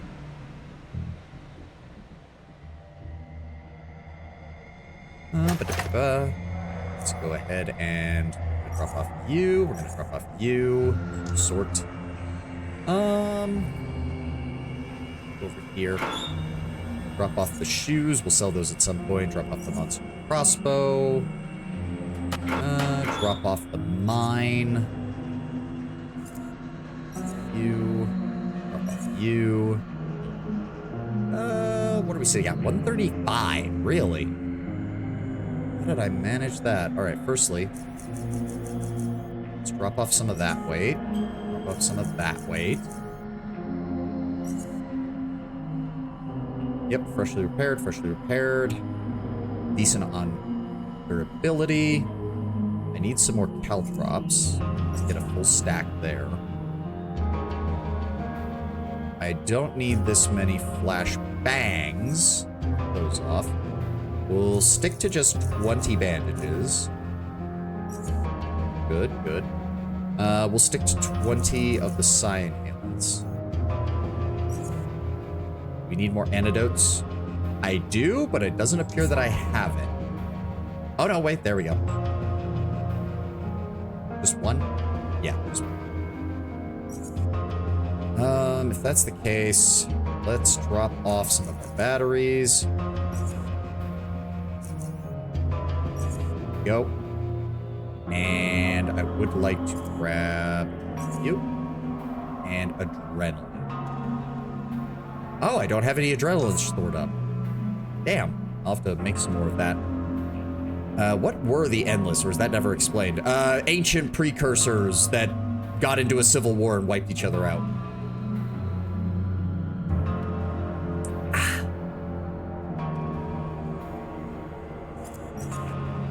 That's that now. Plenty of those. Plenty of those. Plenty of those. Grab the magnesium grenade. That okay. 3 full-size Molotovs, 7 lesser Molotovs. That works. It's supposed to be at 137. Why? What is taking up so much room? I'm not using equipment much different than what I did before, and the weight on my armor did not go up. So where did this extra like 30 pounds of equipment come from? What am I missing here? Drop off 5 of the flares. We only keep 10 of those. 1 electronic repair kit, or 1 advanced electronic repair kit, 2 advanced mechanical repair kits, 2 regular electrical repair kits. We can drop off 2 of the mechanical ones. Is it the grenades? Because previously I was sitting right around like 105 to 110 as like my default loadout. Now all of a sudden I'm at 134 and I don't know why. Oh, the head of the beast. That's why. I completely forgot that that was... Okay, there we go. There we go. I have to say bye. Work starts soon. No problem. We've only got about 50 minutes left in the stream, so you're not going to miss too much, Salis, but I hope you have a great day. Hope you have a great Friday, and I hope you have a good weekend, too. What was I going to do? I don't have anything else, do I? Nope, I've got my motion tracking goggles. I've got my respirator. I don't have anything that I need to sell.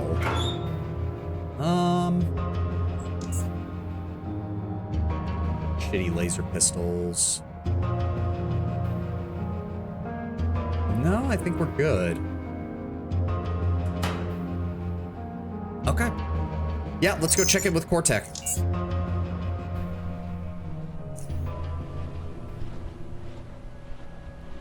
Let us go check in with Cortec.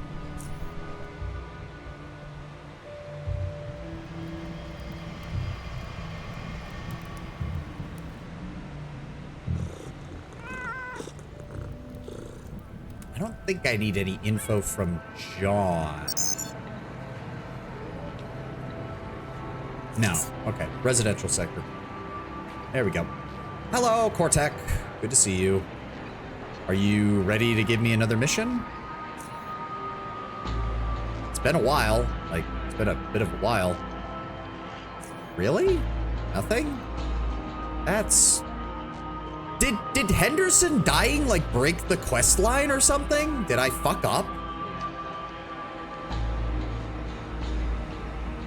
I don't see anybody. I don't know what's going on. Have you finished the arena? No. No, I haven't. Oh, is that like a prerequisite? Oh, that's weird. I mean, we could go try the arena. I think the next guy we're supposed to fight is, crossbow dude. You have to? Oh, okay. All right, fair enough. Thank you for the heads up, Lennon. See, stuff like that I don't mind. Like, stuff like that I don't mind because it's just like I was legitimately like, I don't know.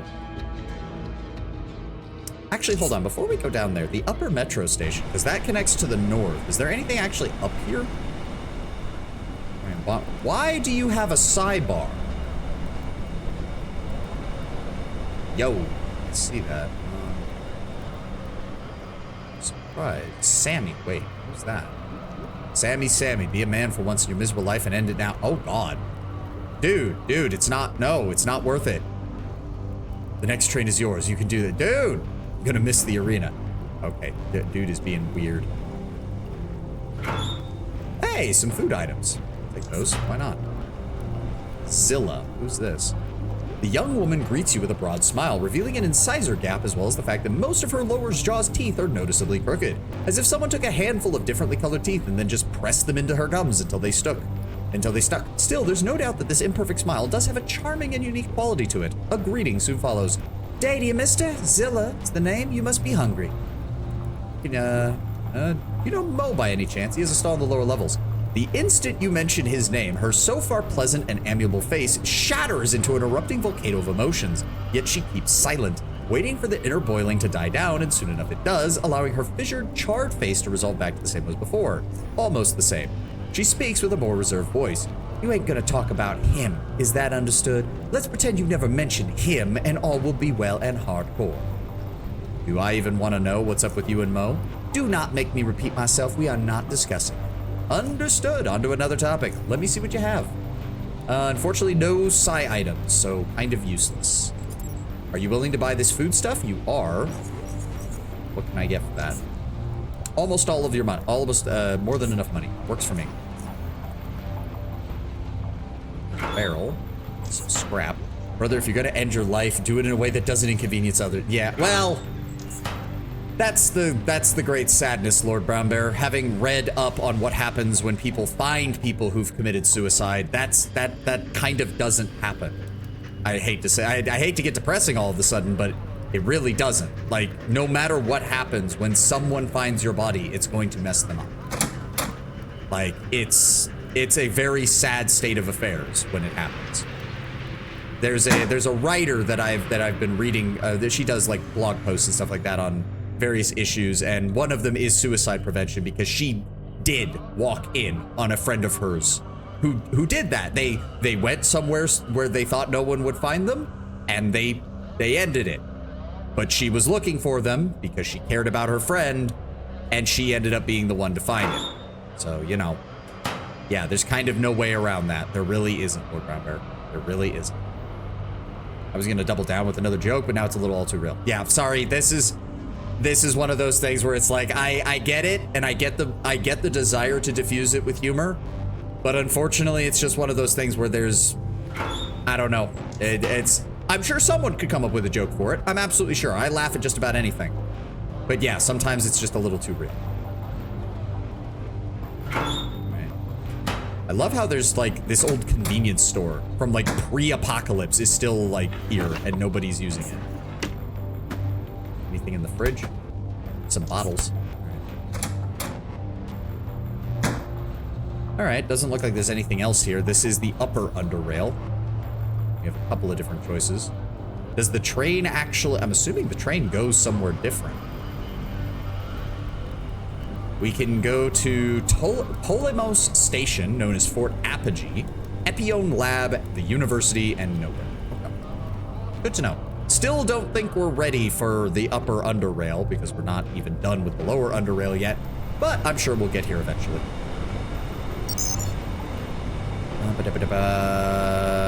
Where was I going? Right, the arena.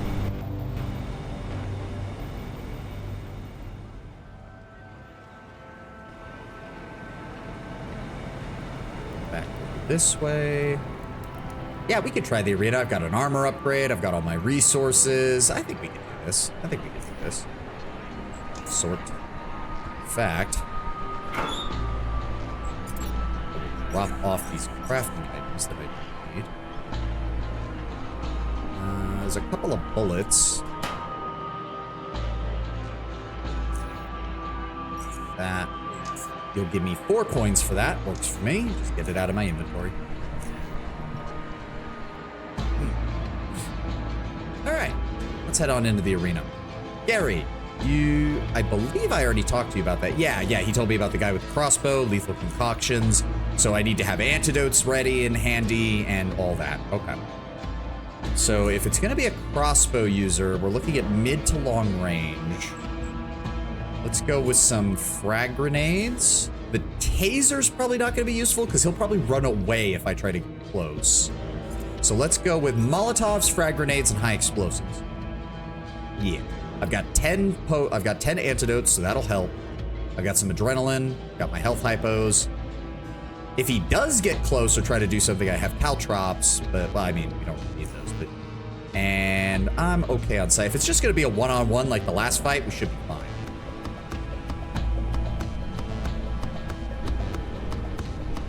Dude is still speed bagging over there. Good lord. All right, let's give me a hard save here. Hello, good sir. I'm ready for the next match. You're up against Bullseye. You take him out, and you're a real gladiator. You're on the prime time now. Make sure to, I don't know, entertain the damn crowd.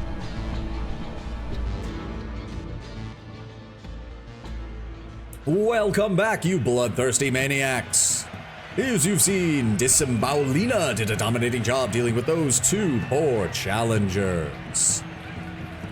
Disembowlina. Beautiful carnage! B-E-A-T-I-F-U-L, beautiful. But now we're ready to see a good old Bullseye fight one of our young, bloodthirsty challengers. Disembowler, yeah. Let's hear it for... Sova! Let's go! Give us a bloodbath. Shield on. Okay. Poison. More poison. Oh, he's gonna be one of those, isn't he? That's fine. Poison cave ear that reduces... Okay, all biological damage received by 5 or 50. Crawler poison increases damage per turn, so... I kinda have no... Well, hold on. He dipped right behind there, didn't he?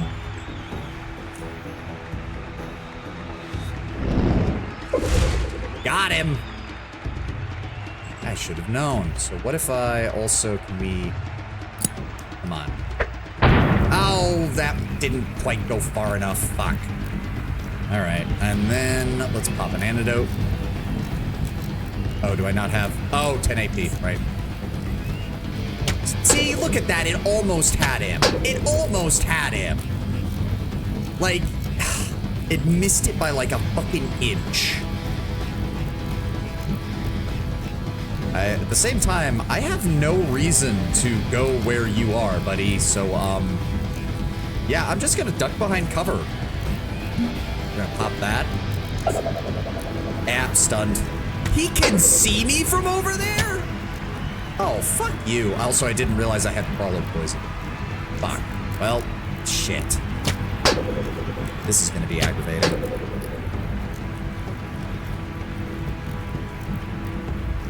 Yep, still can't do anything. Ow. Alright, well. Let me see here. Pop another one of those. Pop a hypo. And then give me premeditation, psionic, and throw a fireball at him. And he's not dead yet. Fucking hell. Whoop. He probably just healed. At the same time, this is a pretty good place to fight him because there's pretty much no cover he can use on this side. There he is. Ow. Oh, but now he's there we go. There we go. Oh, I should have remembered to pop an EMP grenade. That would have taken care of his shield, but oh well. Let's go with cryo. Yes. Has he hit me with a... Oh, he used a crawler poison. We have to pop another antidote. Otherwise, he's just going to stun me again. And give me a high explosive grenade. Okay, his shield is down. He's going to have to come over here. He's going to hit me. Surely he can't have all of them poisoned, right? Cave ear and burrower. Okay, that's not too bad. That's not too bad. Why does that... Why do I only... Nah. Can I hit him? Hold on. What is he at? 234. Alright, just, yeah, give me... Right there. That... God damn. Lack of fucking... I really needed him to either burn... Oh, there we go. Critical hit. Never mind. It's nice when the critical hits actually fucking work, isn't it? He's just slinging every biohazard in the Underrail at you. Yeah. Dominating! This was unbelievable. Bullseye has just been defeated, but what is this? What? What do you mean, what is this? The crowd is chanting. I can't quite... Oh, Firestarter! The crowd is chanting Firestarter. Unbelievable. A bright future's awaiting our young child. No, sorry. Gladiator, that is. Okay, so they give you a nickname based on how you beat your opponent. That's it for now, bloodthirsty maniacs. I'll see you next time. He's just tossing shit, vomit, and Starbucks. All right, let's go ahead and heal ourselves up. Bandage up. Also gonna go ahead and, yeah, we're gonna charge that.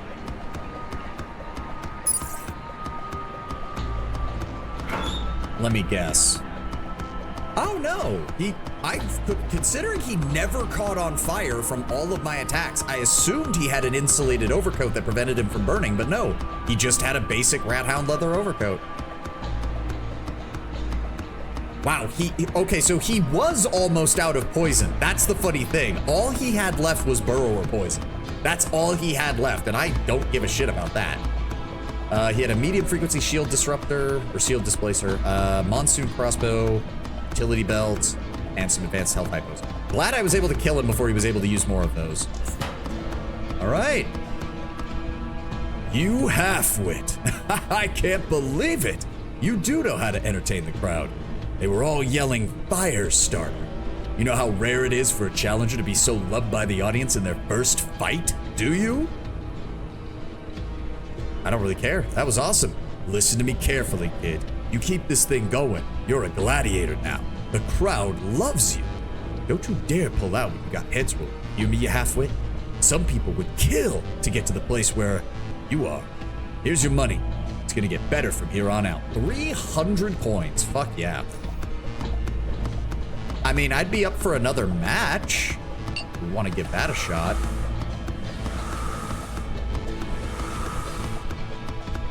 That guy is still punching that bag. Yep. My darling May is now aboard. Welcome aboard, May. Thanks for the follow. Good to have you with us. We're having a fun time with Underrail. Yeah, fuck it. Let's give me another save. Well, hold on. We need to go talk to that guy up above who's willing to give me info on people. I will master this punch. 2,000 more. Dude forgot that I'm on the oddity system, not the experience system, so he thinks he's getting experience by beating up that punching bag. He's not. Sup, Gary? What can you tell me about... Love your model. Holy cow, it's so cool. Thank you. Thank you. Yeah. Wow. Wow. Thank you for that. No, my model maker and my rigger did a great job. Love it. Ah, I like getting compliments on my model. They did such an amazing job. But yeah, thanks for swinging by. Thanks for swinging by. I am Sovani. I am your Dragonfly VP. That is me. Gary, what can you tell me about my next opponent? Your next opponent's gonna be the Master Exploder, the Mute Grenadier. Little's known about him, other than the fact he revels in blowing his opponents to bits. He wears a blast suit, so keep that in mind. Use cover, take him out fast, or you're gonna end up splattered all over the arena. Okay, okay. If he uses a blast suit, that's high mechanical resistance and high heat resistance. One of the most unique designs I've seen to date. Saw you on Twitter, had to hop over and say hi. Thank you. Good to see somebody seeing my Twitter posts, aside from the regulars. Thank you very much. Yeah, no, Dragonfly, like, do you have any bug pets? Unfortunately, no, I'm not really in a situation where keeping a pet is a really good alternative, but I've seen videos and stuff of things like the Hercules beetle and stag beetles and stuff like that. Those would be cool. You can't really keep dragonflies as pets. They're a bit too flighty and, quite frankly, I mean, they certainly help with pests, though. That's for damn sure, but thankfully I don't live anywhere where that's a real issue for me. What was I gonna do? Right, I need to adjust, where's my combat items? If he's in a blast suit, the HE grenade is gonna be good. The fragmentation is not. So I think we keep the Molotovs. No, flashbangs, EMPs to break his shield, because the shield is what cuts out my ability to deal damage in the early portion of the fight. He's also going to have shields, isn't he? Or he's gonna have EMPs probably. Tarantulas live longer than a hamster. It wouldn't surprise me. To be fair, hamsters are weird. Hamsters are fucking weird, especially as far as mammal pets go. Yeah, high explosives, EMP to deal with the shields, flashbang to try and incapacitate him. Yeah, I think that's a good idea. I'm I'm gonna top off my shield. It's not... Yeah, let's just go ahead and charge it fully. My mechanical resistance should be good unless he brings like Mark III grenades. Then we're gonna have a problem, but yeah, we'll see how it goes. We'll see how it goes. All right, I'm ready for the next match. Your next opponent is the Master Exploder. This is your first real fight as a gladiator, so keep calm and dominate him. Ready to go, Firestarter? Me and my sisters have had 3 hamsters. Most of them died within 3 years. Wow. Jesus. Oh, yeah. Oh, he's packing an actual grenade launcher. Oh, that's not good. Our beloved Master Exploder has been quenching our bloodthirst for years with his explosive and fiery personality. And now he'll be up against our newest addition to the Grand Gladiator family. Firestarter. The young gladiator that shows no mercy, no fear, only domination. Honestly, not bad. They usually live 1.5 years to 3 years. Ah, okay, fair enough. I have not had a hamster as a pet, so. Will our young gladiator's limbs still be attached by the end of this fight? He's gonna win the initiative and shoot me with a grenade, isn't he?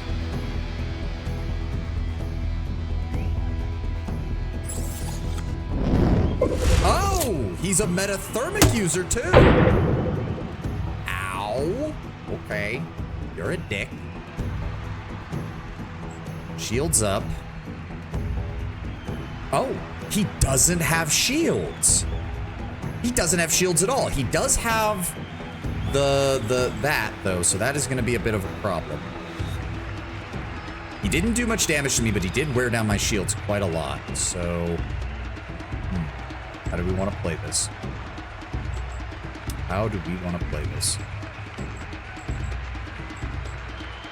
Give me cryokinesis first. Deal some damage to him. Good hit. Ah, yeah. Okay, so yeah, he completely resists mechanical damage. The cold damage actually does a number on him. We're gonna premeditate, psionic mania, and then we're gonna throw a fireball right at him. Good. He is on fire, but he did not take much damage from that. That's actually decent. Actually, yeah, that's fine. He is still feared. Let's go ahead and hit him with another cryokinesis, and critical hit, he's dead. I love how I do so much planning, and then I get a critical hit, and all that planning goes away because I just won. Beautiful carnage! Let's count the limbs on Firestarter. 1, 2, 3, and 4. Unless my math is very bad, our gladiator has all 4 limbs still attached.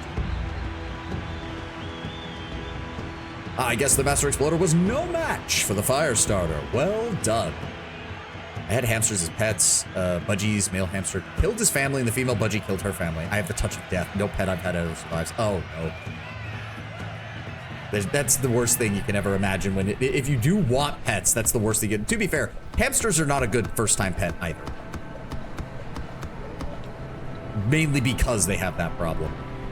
You don't want to keep hamsters together. Like, they have issues with that. Good, good. You were blown away by the Master Exploder. He keeps laughing. You know the drill. Take this. 400. God damn, yeah. All right. I mean, I'm down for keeping going if they want to keep giving me shit. A lot of it just has to do with me surviving the first round to see if I can kill him afterwards. I have like 20-something pets. Most of them are frogs. I mean, that's not the worst. Frogs are cute. Frogs are adorable. They jump around. All right, Gary, what can you tell me?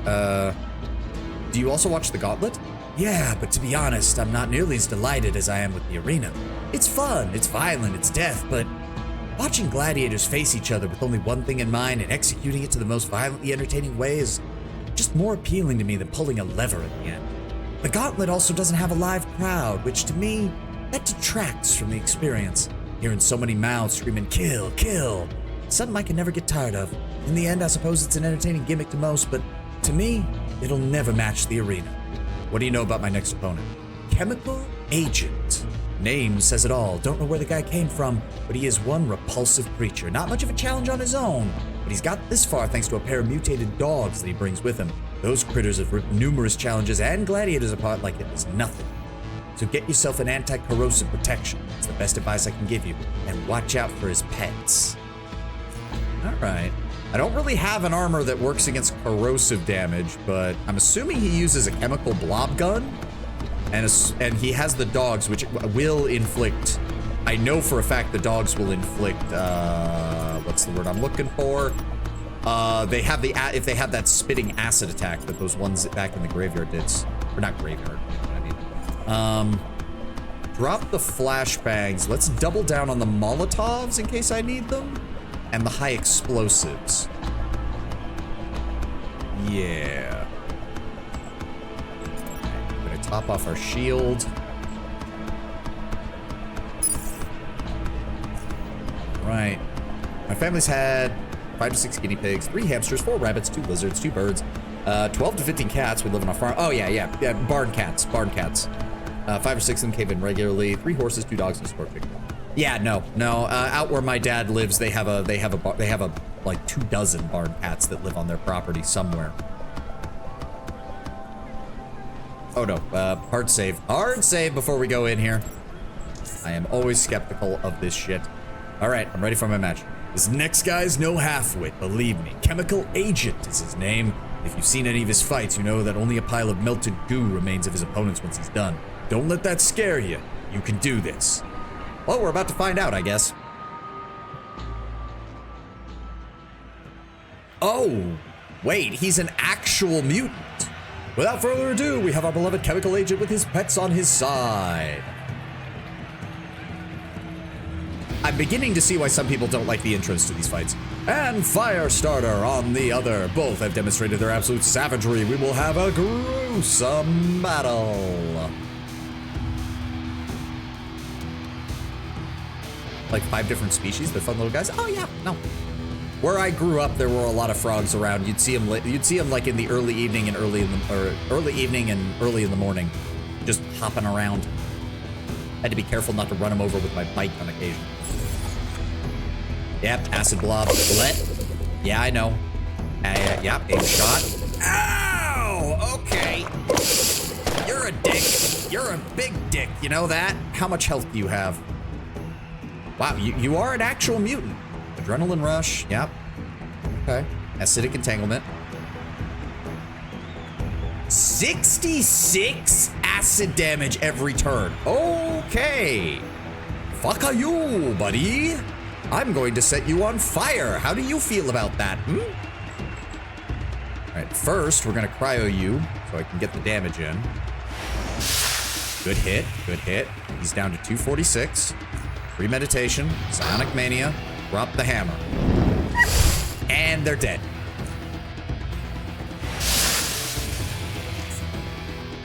Ow! Okay, I'm gonna need to heal after this. Ow, ow, please don't die to the dog. Fuck. Popping the health hypo. There we go. Whew. That was a hardcore match right there, my dear bloodthirsty maniacs. Firestarter's just killing everyone, including some of our finest gladiators. Whoever stands in this gladiator's way gets brutally massacred. Thank you all for being here. I'll see you next time. Stay bloodthirsty. We had a cat, Baton. She was a real brood mother. I was not surprised if her grandchildren are still at half the nearby farms and houses.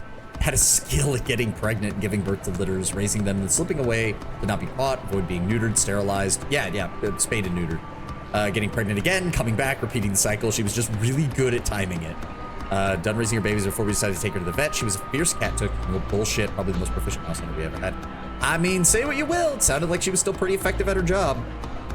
Her job being having babies and killing mice. You're getting good at this. Chemical Agent and his puppies have been stood undefeated until you came along and dominated them. 500 coins for you. See my comment about my first pets? First pets were guinea pigs. Dad hung their cage in the garage, and one day they disappeared with the lower part of the cage open. We speculated the cat entered, jumped on the cage, ate them, and left. Oh no. I don't know.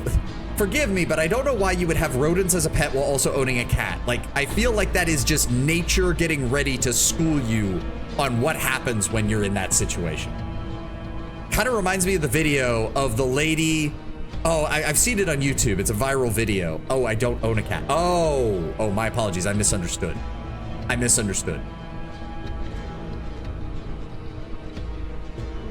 That a cat entered. Okay, I misread that. I thought you said that the cat entered. I assumed I misread that. I'm allergic. Oh, that sucks.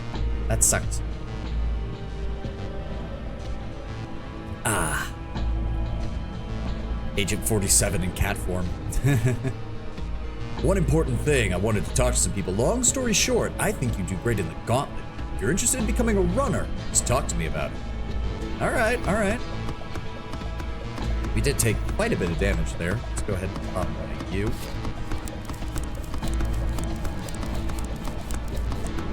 Yeah, no, the critical damage on pyrokinesis is really starting to add up at this point. As long as I can catch my enemies out with it, they just get fried. Who's your favorite gladiator, Gary? Let me think. Disembowelina is simply fantastic. Oh, there's that name for you, Lord Brownbear. You were wondering about that. I think it was you, right? Yeah, Disembowelina. That is her name. Disembowelina is simply fantastic. The looks, the skill, the brutality. She's got it all. I'd put her in second place, though. The top gladiator, unsurprisingly, Dreadlord, the current Invictus. I somehow have a feeling he won't be one for much longer. Really? All right, what can you tell me about almost a wild name is Gelderfang? Yep. What can you tell me about my next opponent? The guy's name is Surgeon, a savage.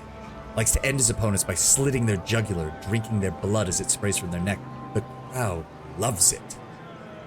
Many, especially less experienced gladiators, despise him, but it's not for the brutal showmanship. Of course, he didn't get this far thanks to the gimmick, so be aware that you're facing a hardcore opponent. His range is short. His weapon of choice is a knife, so either stay out of range or make sure your neck is protected. Okay, we can do that. If that's the case, I think we can handle that fight. Throw the taser in, throw the caltrops in, and if he's a melee specialist, magnesium grenade actually works because if we can set him on fire and force him to run away, that's fine by me.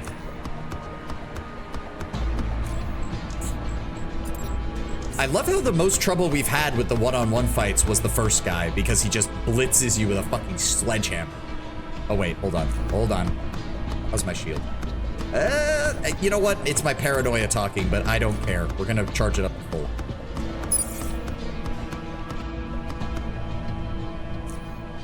I've got news for you.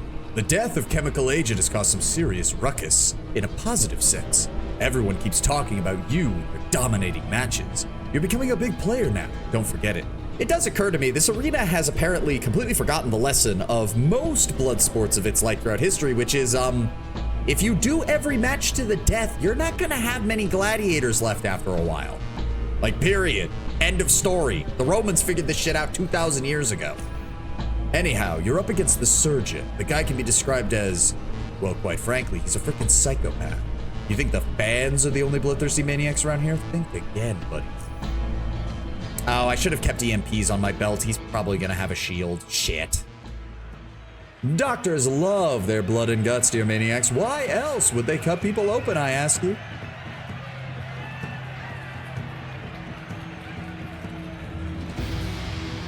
You know him. You love him. It's the Surgeon. Dude is literally just wearing a t-shirt and jeans and coming at me with a knife. Judging by your yells and screams, dear maniacs, you know who it is. Fire starter. Whose guts will be spilled today? Let's find out. I'm assuming he has sprint, and he's gonna come right at me. No? Oh, entangled, and then adrenaline rush. Ow. So no shield. Really? No shield. 400 health. Okay. 2 turns on the entangled. He's gonna attack me multiple times next turn. I know that.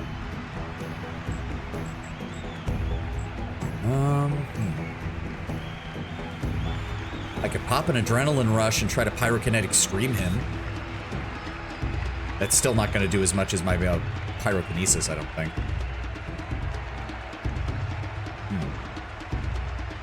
Oh, I resisted most of the damage, but he is also dealing electrical damage. That's another problem.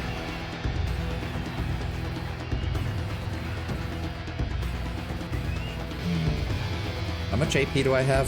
37. Right, because he used crippled, which means I lost strength, which means I lost the ability to wear my armor, which is annoying as shit.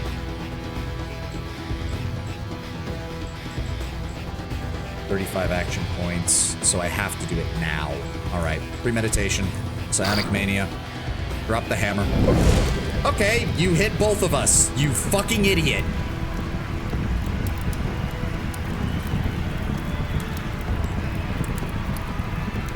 He's gonna be running away, but I actually don't want him to, actually.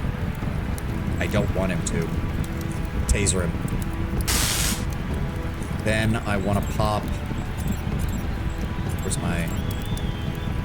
Go ahead and pop that.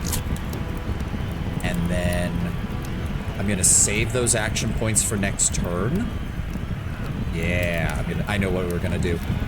So he is stunned. End turn. He gets nothing. He takes damage. Can't heal. He's still feared. This turn, I'm going to pop an adrenaline shot. And then I'm going to pyrokinetic stream his ass. And he's dead. There we go.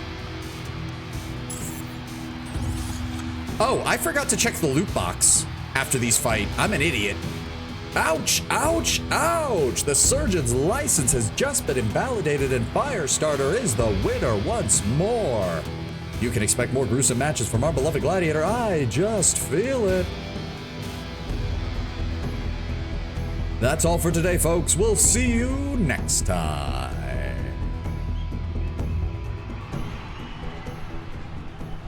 Yeah, I completely forgot. Please tell me it keeps all the loot. Oh, thank God. Okay, okay, thank God. So what did these guys drop? Okay, he had plenty. He had 40mm grenades with a Milcore MGL. This is an old world 40mm 6-shot revolver type grenade launcher. Simple, lightweight, and despite its age, still reliable. 30 acid vials for that guy's acid blob pistol. Huh.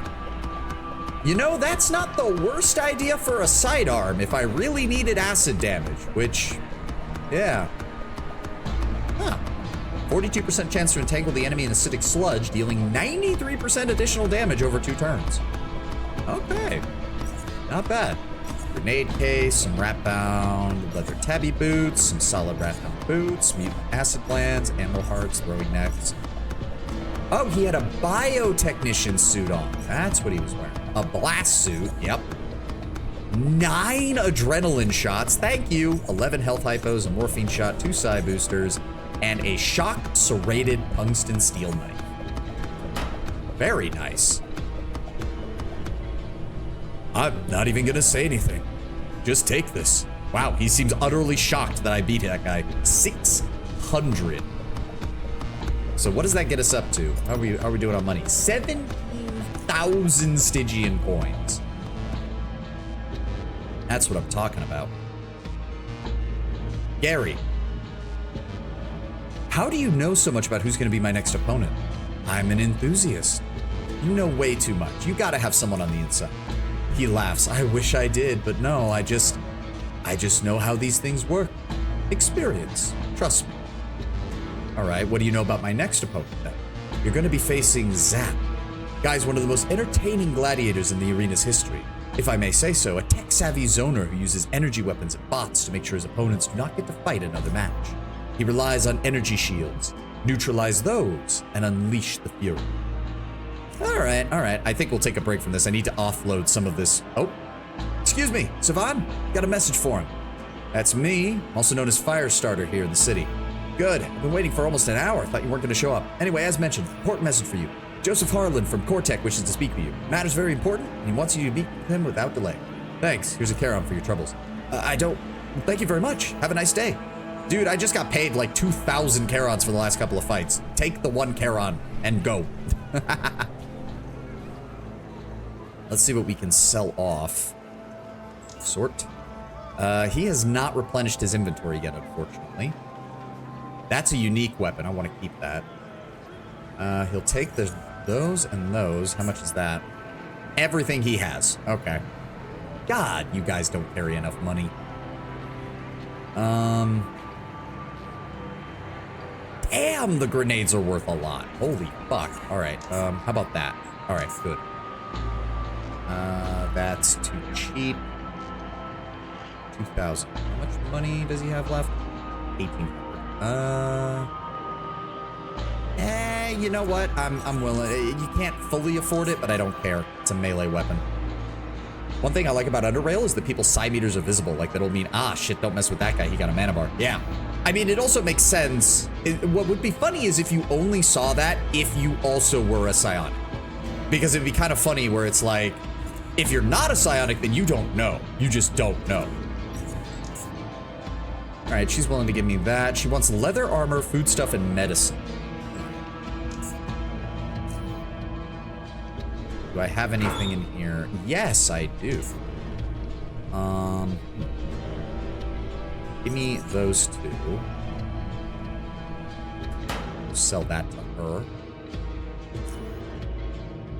Huh? But that's... Oh, wait. The overcoat does not count as leather armor.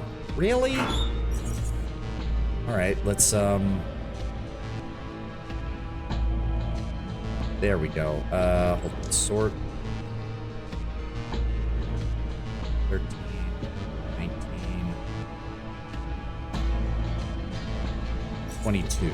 That one. There you go. Yeah, you have a lot of money. You have a lot of money. Just give me what you can. Okay. No one wants the blast suit. That's unfortunate. Okay, well, we're gonna drop these off then. Well, actually, hold on. Wait, are you willing to buy the acid vials? Because I don't need them. No. Of course not. Too easy. All right, hold on. Let's drop off this shit. Not keeping you, not keeping you, not keeping you. I already have one of you. Already have one of you. Sell you. Don't need you.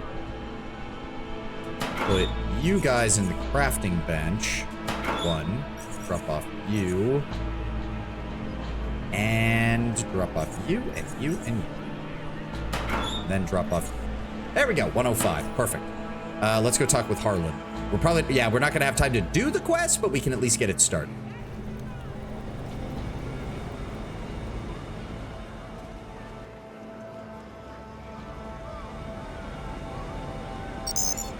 All the way up to the residential sector, please. Thank you. Right. It's also nice that Cortec is just right next to the elevator. I don't have to go anywhere else. Mr. Harlan, I am here. Agent Savan, I have good news for you. He smiles. Mr. Simmons would like to speak with you. He seems very impressed at how effectively and efficiently you've been accomplishing your tasks since you started working for us. He's upstairs. Don't keep him waiting. Oh, we're meeting the head honcho. Assuming, yeah, this door. Hello? Hello, Mr. Rupert Simmons. Upon stepping into the office, you see a smiling man of average height watching you and filling the room with thick cigar smoke. His sizable belly pours out of his, without a doubt, expensive suit, drawing eyes away from the suit's high-class design, effectively ruining it. Looking up does not result in a much prettier sight either, for age and lack of care have taken a toll on this man's appearance. Regardless, he smiles, removes the cigar from his mouth, and fills the room again, now with his voice. Agent Savan, welcome to my office. Make yourself comfortable. Rupert Simmons, Mr. Rupert Simmons, your boss. How are you feeling today? Pretty darn good. Beautiful, beautiful. That's what I like to hear, son. You'll feel even better when I tell you why I called you up here. Can't wait to hear it, sir. Beautiful. I'd like you to take this opportunity to personally promote you, son. I've heard that you're a good employee, and we've seen how you fight in the arena.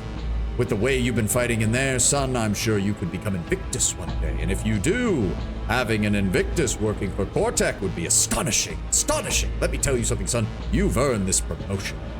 Well, what do I get with this? Straight to the point, straight to the point. I like that, son. I most certainly do. Son, with this promotion, you're becoming my personal agent. You will answer to me and me only.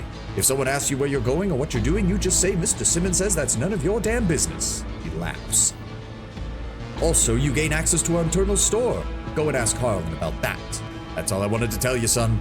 You deserve some rest. I'll call you when we need our best agent in Cortex. See you again, son. Could you give Simmons a heavy southern accent? Oh, sorry, I didn't see your thing. I was trying to go more for like business-like. At first, when I was reading his description, I almost thought if I could do Mr. House, but I cannot do a Mr. House impression at all. Oh no, you know what voice I should have given him? I should have given him Doug Dimmadome from Fairly Odd Parents. Doug Dimmadome, owner of the Dimsdale Dimmadome. Rupert Simmons, owner of Cortex. Yeah, else he'll cast mass Alzheimer's on you. I mean, isn't that basically what the mind manipulation thought control does? Mr. Simmons told me about a store. He nods. You've been granted access to the internal store. Whatever you need to browse it, just speak. Let me see what you have available. Oh, right. They are willing to buy that shield emitter. What are you willing to give me for that? 238? Okay. What do you have on hand? Insulated and galvanic vests, some ammo types, some explosives, utility belt, plasma grenade, and he's willing to sell it for a lot less than Harim is. Okay, same thing with the plasma mine. AI Scrambler. A specialized remote device that can be used to introduce a faulty state into the cortex of a combat robot. Attempt to scramble the AI of a robot, causing it to turn hostile towards all and attack a random target for 3 turns. This will occasionally retreat the target in confusion. Chance to succeed in scrambling is dependent on hacking skill. Good thing we're leveling that. For the purposes of scrambling, the hacking skill is increased by 10 points due to the quality of this device. I like this. Oh, there's even a better version too. Interesting. Very interesting. That could help with our robot problems that we've been having. I was instantly imagining a sort of southern wealthy guy, stereotype, white suit, big mustache. Fat, yeah. There's literally a side ability called Mental Breakdown. Yeah. Well, no, that's funny you should say white suit, because I don't know if you're familiar with Fairly Odd Parents, but that is what Doug Dimmadome wears in the show. So you're not far off from where I was eventually ending up. Okay, crossbow parts, some psionic parts. He's got some high-end psionic attachments, high-efficiency energy converter, plenty of batteries. That will be good for later. He's also willing to buy electronic devices, goggles, which I do have quite a few of. A Haxor Mark III. I have a Haxor Mark III, right? Yes. Serrated steel knives, laser pistol, plasma pistols, rifles. All right, so value on this is 7,000. 17,000 for it. Fuck. Okay, but still, I'm willing to pay because we need anti-robot options. That AI Scrambler ain't useful unless you max out hacking. Well, we're going to be going for... I'm gonna have a hacking, an actual hacking of I think 100 and an effective hacking of, I can pull it up on my build. Yeah, okay, no, so hacking's actual will be 190 and then its effective will be 130. I think that'd be enough, right? I'd certainly think so. 160 base needed. Oh, okay, shit. All right, never mind. Never mind. That's not a bad, okay, thanks for the heads up, Len. I didn't realize it was gonna be that high of a thing. Well, actually, hold on. Are you sure? AI Scrambler. Let me check the wiki on that. Let me check the wiki on that. Because I didn't even know this was in the game.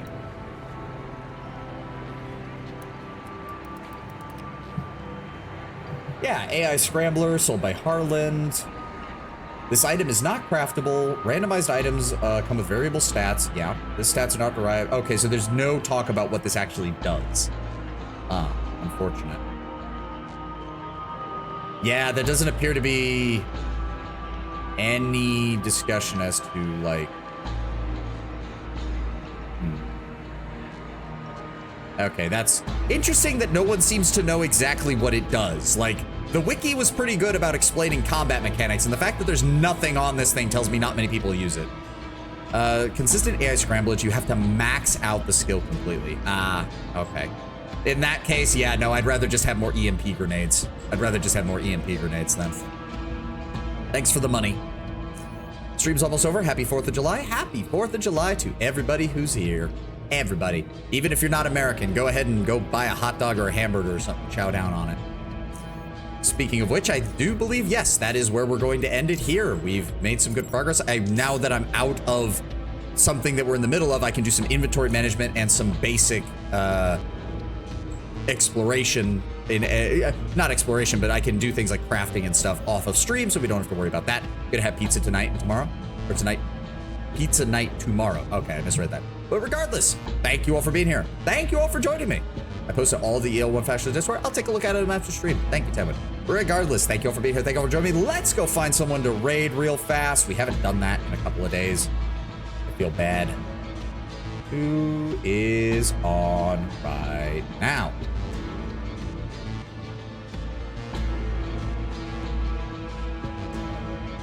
Oh, I see Camilla got unbanned. Thank God. She was in the middle of her subathon and they banned her for 24 hours. Which? Who is on? Oh, fuck it. We're gonna raid into Chibidoki. She's usually not on right now. Yeah. Okay, we're gonna go raid into Chibidoki. She's fucking adorable and hilarious. If you ever get the chance, I think she has the VODs of it. Go find her playing through Five Nights at Freddy's. It's absolutely fucking hilarious. She went into Five Nights at Freddy's completely blind. She's like, I know what the premise of the game is, and that's it. And unfortunately for her, she left her chat's text-to-speech on, which meant that people were just jump scaring her constantly in it. It was fucking hilarious. Highly recommend if you can find the VODs for that. I had a blast watching her play that. But regardless, thank you all for being here. Thank you all for joining me. We will be back with Underrail on Sunday. We're making good progress. I just want to keep building up my character, getting more experience, and learning more about the world. I can't wait to find out. We need to find out about the faceless. We're probably going to have to actually start looking into that. I just need to find a way to not kill them because I want to know their whole story, and I'm pretty sure killing them will probably cut me out of that. So, regardless, thank you for being here. Thank you for joining me. I've said it like 4 times. I'm bad at outros. Have a good one, guys, and have a glorious 4th of July, even if you don't celebrate it, even if you're not American. Have a good one anyways. I will see you on Sunday. Bye-bye.